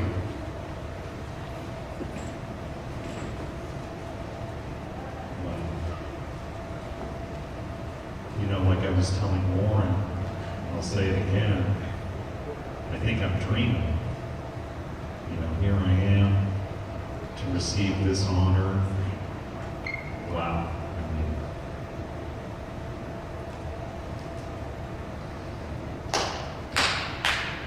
so now I gotta get the coach in me, try to get you all charged up. So we all know the bison call, right? The bison roar. It's very loud. It's pretty ugly. It can sound ugly. So I'm asking you all in the audience to use that voice, and let's go ahead and do a bison roar. So when I go like this, when I lift my horns, I want you all to roar like a bison. Okay? You guys all ready? Ready? Here we go. I'm not hearing you all. Come on. Let's try it again. Let's hear it again. Ready? All right. There it is.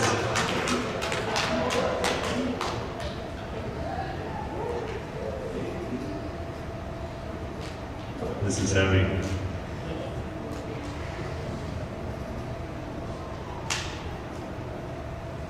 So I'm humbled and honored to be here and recognized and inducted into the Hall of Fame with this 2025 group of inductees. So I'm proud of everyone here, and you know, I'm also struck by the honor because when I look at the wall, I know some of these people, and I'm just humbled to be part of this group in history. I want to to say that, I coached from 1978 with Bob up until 2000. That was before most of you were born, or you guys were very, very, very little. So I want to recognize people who know me, who've seen me coach. First of all, I want to recognize my football players. Some of them are here. I want to ask that they stand up and be recognized. All right, and the managers, I want managers to stand up. I want to recognize you all. I know many wanted to come but couldn't be here. I also, want to recognize my former assistant coaches at MSSD who are here as well. Please stand, be recognized. Ron.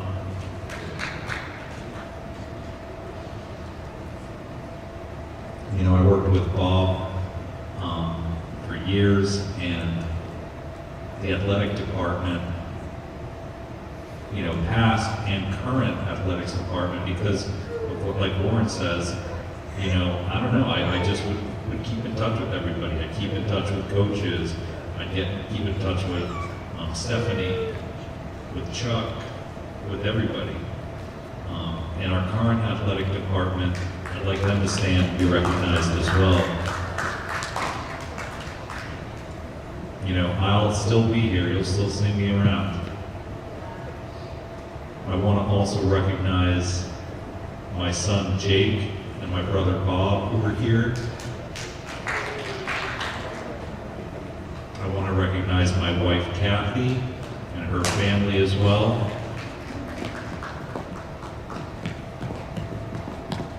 And I also want to thank the Gallaudet community who has seen me on or off the field. Thank you all for being here.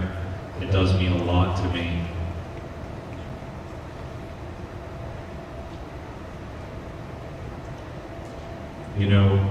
Coach John Hotchkiss, actually the football field's named after him. Who was he? He was the first football coach at Gallaudet, and we're talking, let's see, 18, I gotta refer to my notes. So 1883. So we had three things in common. First, we're coaches. We're here and coaches. There's over 100 years separating us, however, but obviously, we share the fact that we're coaches, football coaches. We both have entered the Hall of Fame. I can check that off now. And what's the third thing that we have in common? We both graduated from American School for the Deaf, ASD. So we have another ASD alumni here, it looks like. So be recognized. We have more alumni. Look at that, 3 alumni here. American School for the Deaf alumni. Very proud alumni. So I want to talk a bit about Bob Wasserman for a minute. If not for him, I wouldn't be here. So I have to tell a story, a little story. So I've had the privilege to coach Bob when he first arrived at MSSD in 1977. During his first year of football, I wanted to coach him or coach with him, and they said, well, sorry, 3 coaches have already, expressed interest, and there's not a spot. So a year later, they decided to add a JV program, and they expanded the program. So I became a coach with the JV team, and I got to work with him there. So he is the one who taught me how to coach football. I thought coaching football was, something I could do very easily, but he is the one who taught me the ins and outs of coaching. I'm sure Andy and Ronnie would agree with me as well. So I really thank them for teaching me. And then later, as time went on, he asked me to become a defensive coordinator at MSSD. And I was motivated, I was still learning, I needed some mentorship as well. But as time progressed, now we're in 1985, Bob went to Gallaudet, and I was nudged to go to Gallaudet. I said, no, thank you, I'm going to stay put. I want to become head coach up here at MSSD. So I had the opportunity to become head coach at MSSD, and I see two of my assistant coaches over here. It was a great record. We had 14-4-1 that year. My second year, we were 8-1-1. And out of the blue, Bob came back up to me and wanted to talk with me again. I said, what's up, Bob? He said, I want you to be my defensive coordinator. I said, huh? Wow, okay. I told Bob, I said, can you give me a week? So I was on the fence. This opportunity was great at Gallaudet University, but at the same time, I was doing well as head coach. I didn't feel like I was finished in that role. We were at 14-4-1. I just wanted to keep going with that for a while, but I thought it over. I talked with Bob again and again. It was an opportunity, and it was one at Gallaudet, so I said, okay, so long, MSSD, and I joined the team with Bob. And as I stepped into that role of defensive coordinator, and I realized that the defensive program was all mine, and that he wasn't going to be looking over my shoulders, and he told me I was on my own. I'm just like, wow, I'm running a defensive program at a collegiate level, and I hope I did a good job. You did? Yeah, and the first year we did well. We were 9-1, and I think that does say it all. I don't know, I really enjoyed working with Bob and what we did together. It's too bad it was only for 2 short years. He taught me a lot about coaching, a lot about growth, and creating networks. College football, networks are very, very important. You build networks across the entire United States. The American Coaching Network or American Coaches Network is a large association, and they were very good and warm to me. They brought in interpreters. The Coaches Network always was amazing, and it was a place where I grew tremendously. So as I said, if he never came up to me and asked me to become his defensive coordinator, I wouldn't be here. So, it's just interesting how paths led me here to Gallaudet. And like I mentioned, I graduated from Gallaudet. I played football here at Gallaudet. I consider myself a good player. I'm not a star player like some of you guys over there, some of my players. I was okay. I was a hard worker from what Bob had taught me, and yeah, I did put my heart into it and work my ass off to become a better coach. And here I am. So it's really amazing.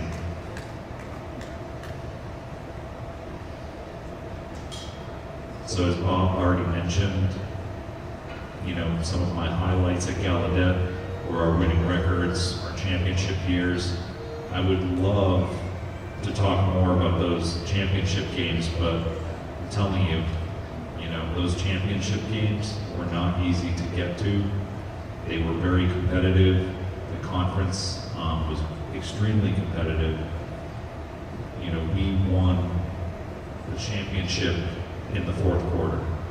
It was a close game, and it was competitive right to the end. So the Gallaudet's football team deserves all the honor. It was the team's effort. I just led those kids, and they were working for me that year. Right, guys? That's right, we were.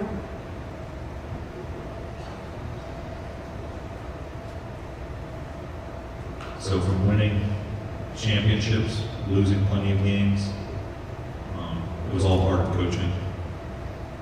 And then after 2000, or interpreter correction, before 2000, there was no technology, and I think you guys have no idea. There were no websites to promote Gallaudet football. There was none of that. There was no social media. There was no Facebook. There was no Instagram. So, getting the word out there was difficult. So I want to share something with you all. So me and the football team put Gallaudet on the map during my time here. And I could give you the list of accomplishments, but it would take too long, so I'm going to pick two that illustrate my point.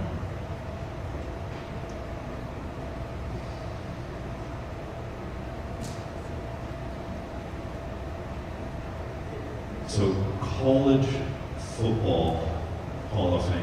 You guys all know the point of it. You know, it shows different histories of players to coaches. It's in South Bend, Indiana. And that particular Hall of Fame actually closed its doors in 2012 and relocated to Atlanta in 2014. In Atlanta, you know, it's done well because it has lots of technology. In South Bend, it was just a different exhibit. It was outdated, all paper. These days, it's all technology. We have an old, you know, Don Patton, former professor at Gallaudet. He actually showed me some old photographs that showed the Gallaudet football team, and they were actually on display there. And they showed the 1989 team, our conference championship photograph, was on display there at the museum. I didn't know that. So that's what social media, I mean, that's what I missed, I guess, apparently with social media, but as time went on, I decided to go and visit that museum. You know, I had left football coaching, I moved to Delaware, I decided to go to Notre Dame to check out a football game in 2008, and I thought to myself, oh, you know what, I should stop by College Football Hall of Fame and see if I could find that photo that they were talking about and see if it was even still there. I had no idea, so I was walking through this museum, and there it was. And, you know, we're talking 20 some odd years, right? 1989 to 2010, and there it is. I'll show you the photograph, actually. I was shocked to see it.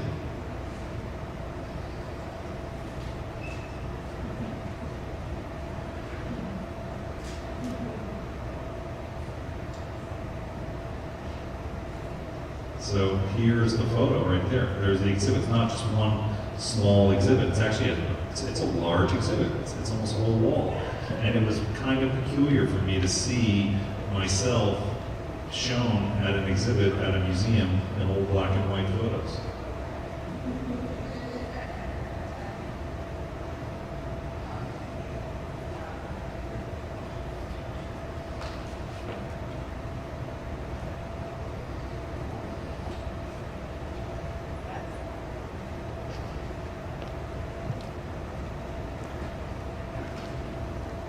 So this magazine,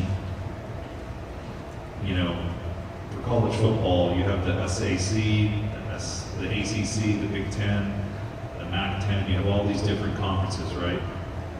We have a preseason kind of breakdown of all the different teams, who are going to be the standouts that next year, all the predictions, everything's published in this little journal.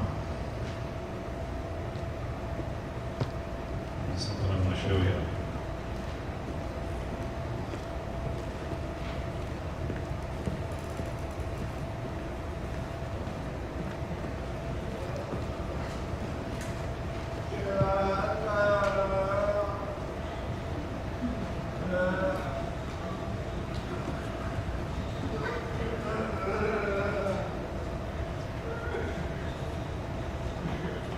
This is, again, a 1989 publication in the ACC Journal, also the MAC-10 as well.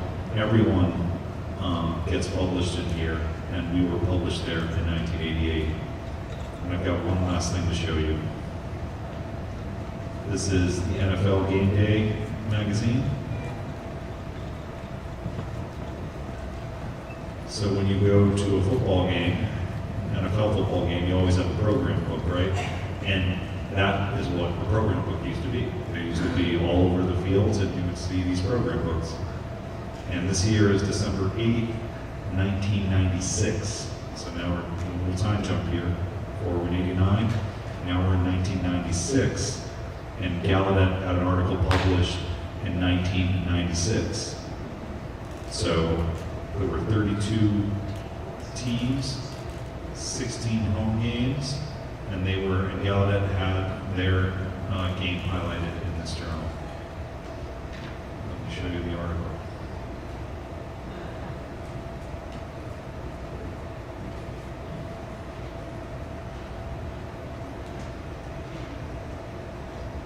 Here's the story.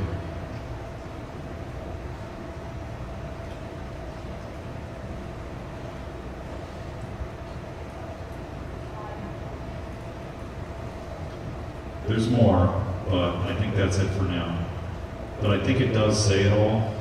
It illustrates why I'm very proud of our football team and how it put Gallaudet on the map for those years. And I, just want more of our community to know about that particular story.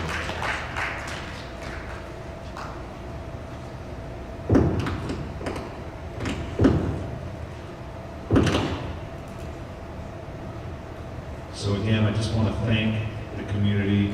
I want to thank the coaches. I want to thank the athletic department staff. Really, I want to thank everybody who has brought me here today. I want to thank Gallaudet University. I'm a Gallaudet alumni. I actually just celebrated my 50th anniversary, so I graduated in the class of 1975. And here now is the 50th anniversary of our graduation. So I'm very humbled and honored. Gallaudet will always be my true home forever. So thank you all.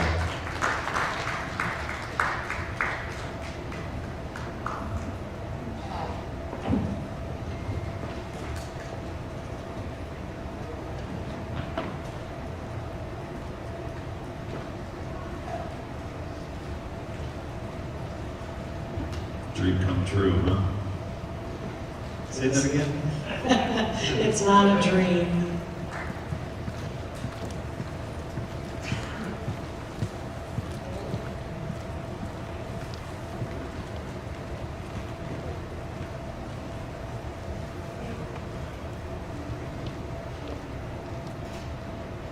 Well, congratulations again.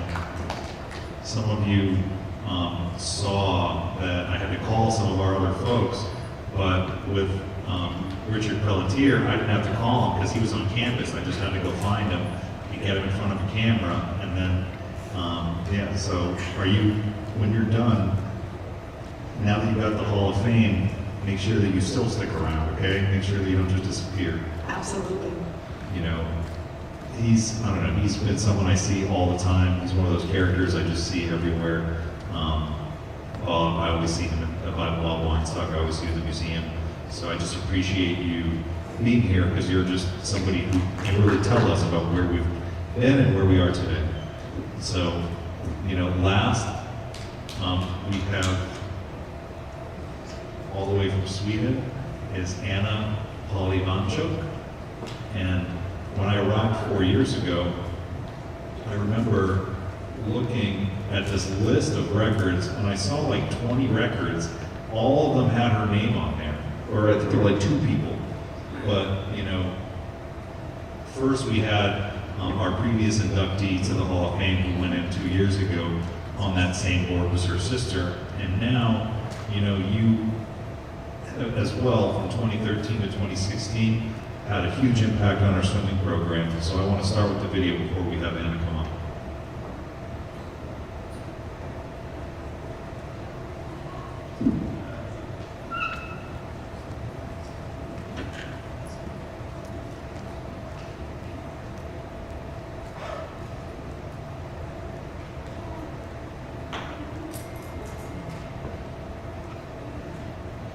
Hi, Coach. Hey, Anna. What are you calling me for? Hey, I'm Warren Keller. So we haven't met actually, but I'm the athletic director at Gallaudet University. Okay, wait a minute. That was Gallaudet. Yep. Well, it's nice to meet you. Well, I reached out to your sister, and actually I think she's the one who got you in, but I have some great news for you that I want to let you know about. You've been selected as an inductee to Gallaudet's Hall of Fame for this fall. Wow. So you are part of the 2025 class. Totally unexpected. Thank you. Wow, I'm speechless. Wow. I don't have any words. Thank you. Well, you worked so hard.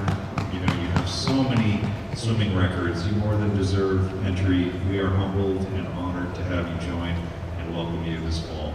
Oh my goodness. Likewise, thank you. I can't wait to be there.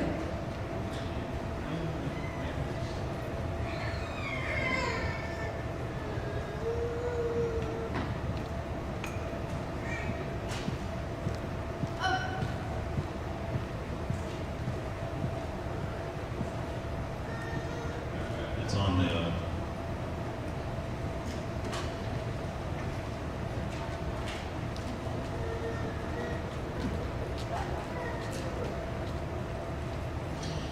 Well, you've all read about Anna, and you know that she is one of the greatest athletes to ever represent Gallaudet. She swims fast. She's won many championships, set many records. Some of her records may never be broken. She helped set up the NEAC championship teams, and they couldn't believe the power and the skill of the Gallaudet women. She's very successful as a swimmer, and she's a gifted athlete, not just in swimming, but in anything.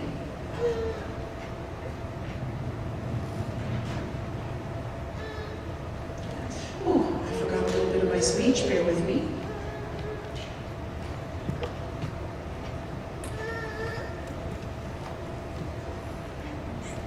Anna, as I mentioned, is a very successful swimmer. But before Gallaudet, Anna was a deaf Olympian and a champion, and is a world record holder for the Deaf Olympics. Coaching Anna was challenging because she was so fast. She broke so many records, and she swam so fast in practice, which meant that she had to have her own lane, that she had to swim alone. During each practice, we designed it for her especially.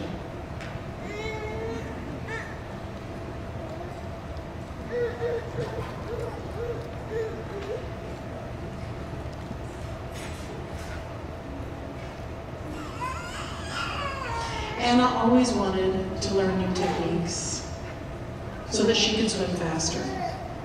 She wasn't afraid of changing her older techniques.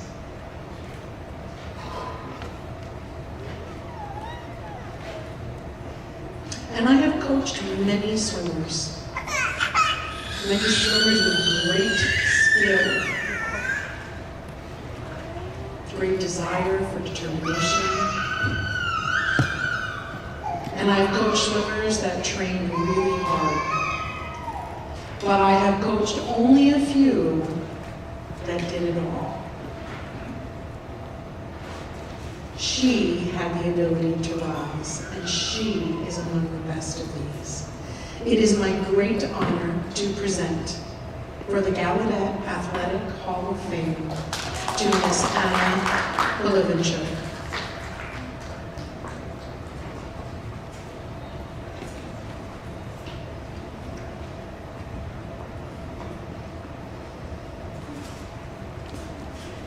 Thank you.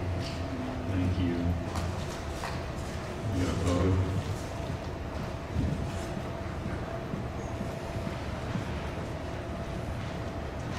Thank you, Coach.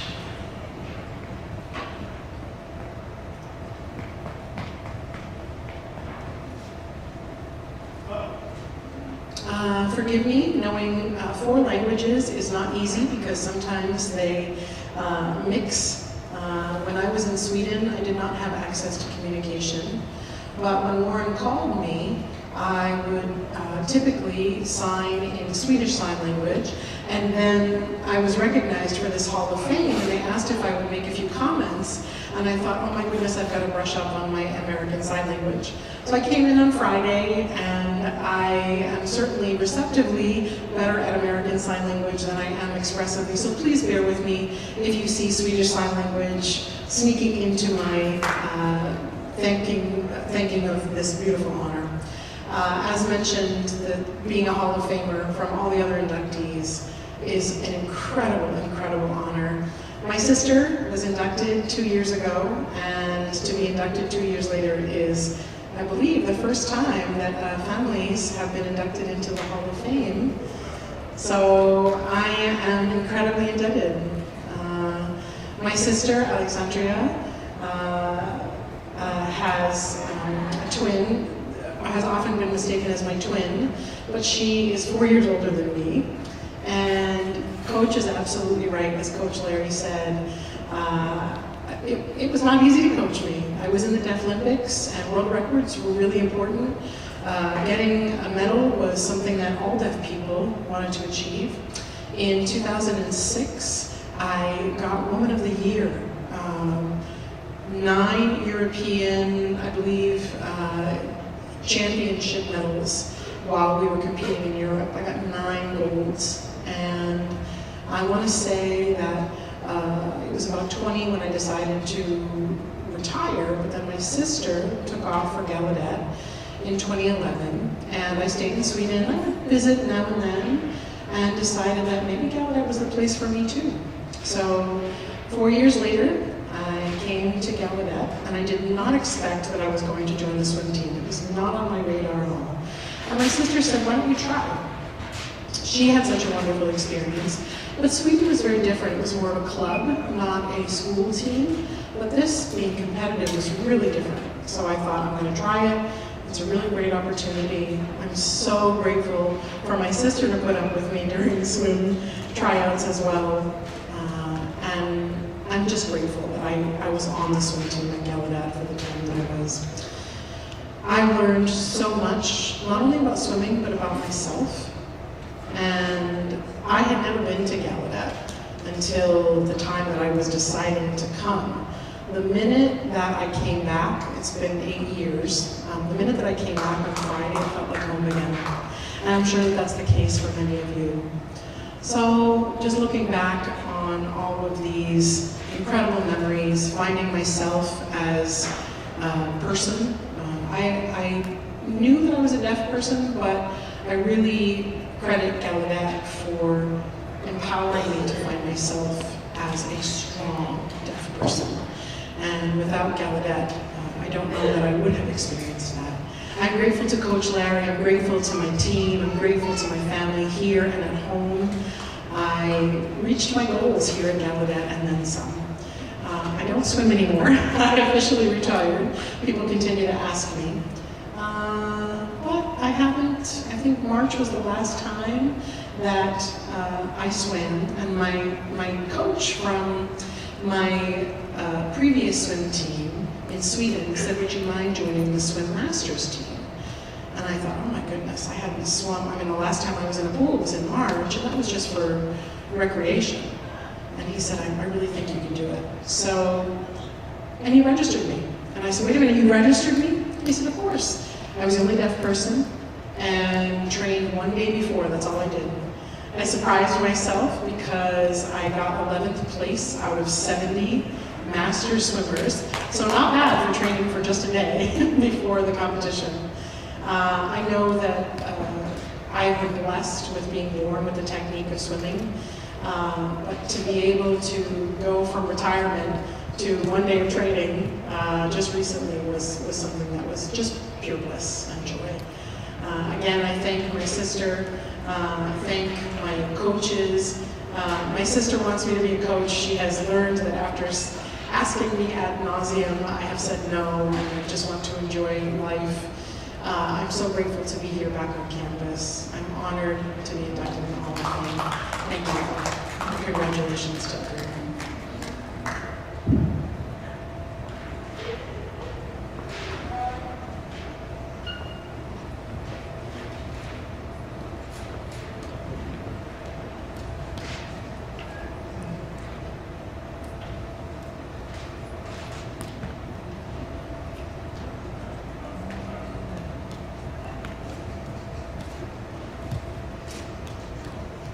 Congratulations, congratulations, Anna. And now you're unretired. If you need more practice, you can just head down to the pool before you head home. And I think the water's warm, maybe some students down there. Or maybe Sweet's a little colder, but it's pretty awesome, right? We have all the different traces of all of the different athletes here. We have Shannon and her libero stories. We have Anna and her stories as well. And you all were just the top of your game. And you represent Gallaudet, you represent the university, you know, in this country and the world. And we thank you for that. So the 8 of us, or the 8 of you who were inducted into the Hall of Fame, we want to pose for photos. And there's also food over there, remaining food. If you want to go get some food, please help yourself. Round of applause, and yes, enjoy the rest of the program.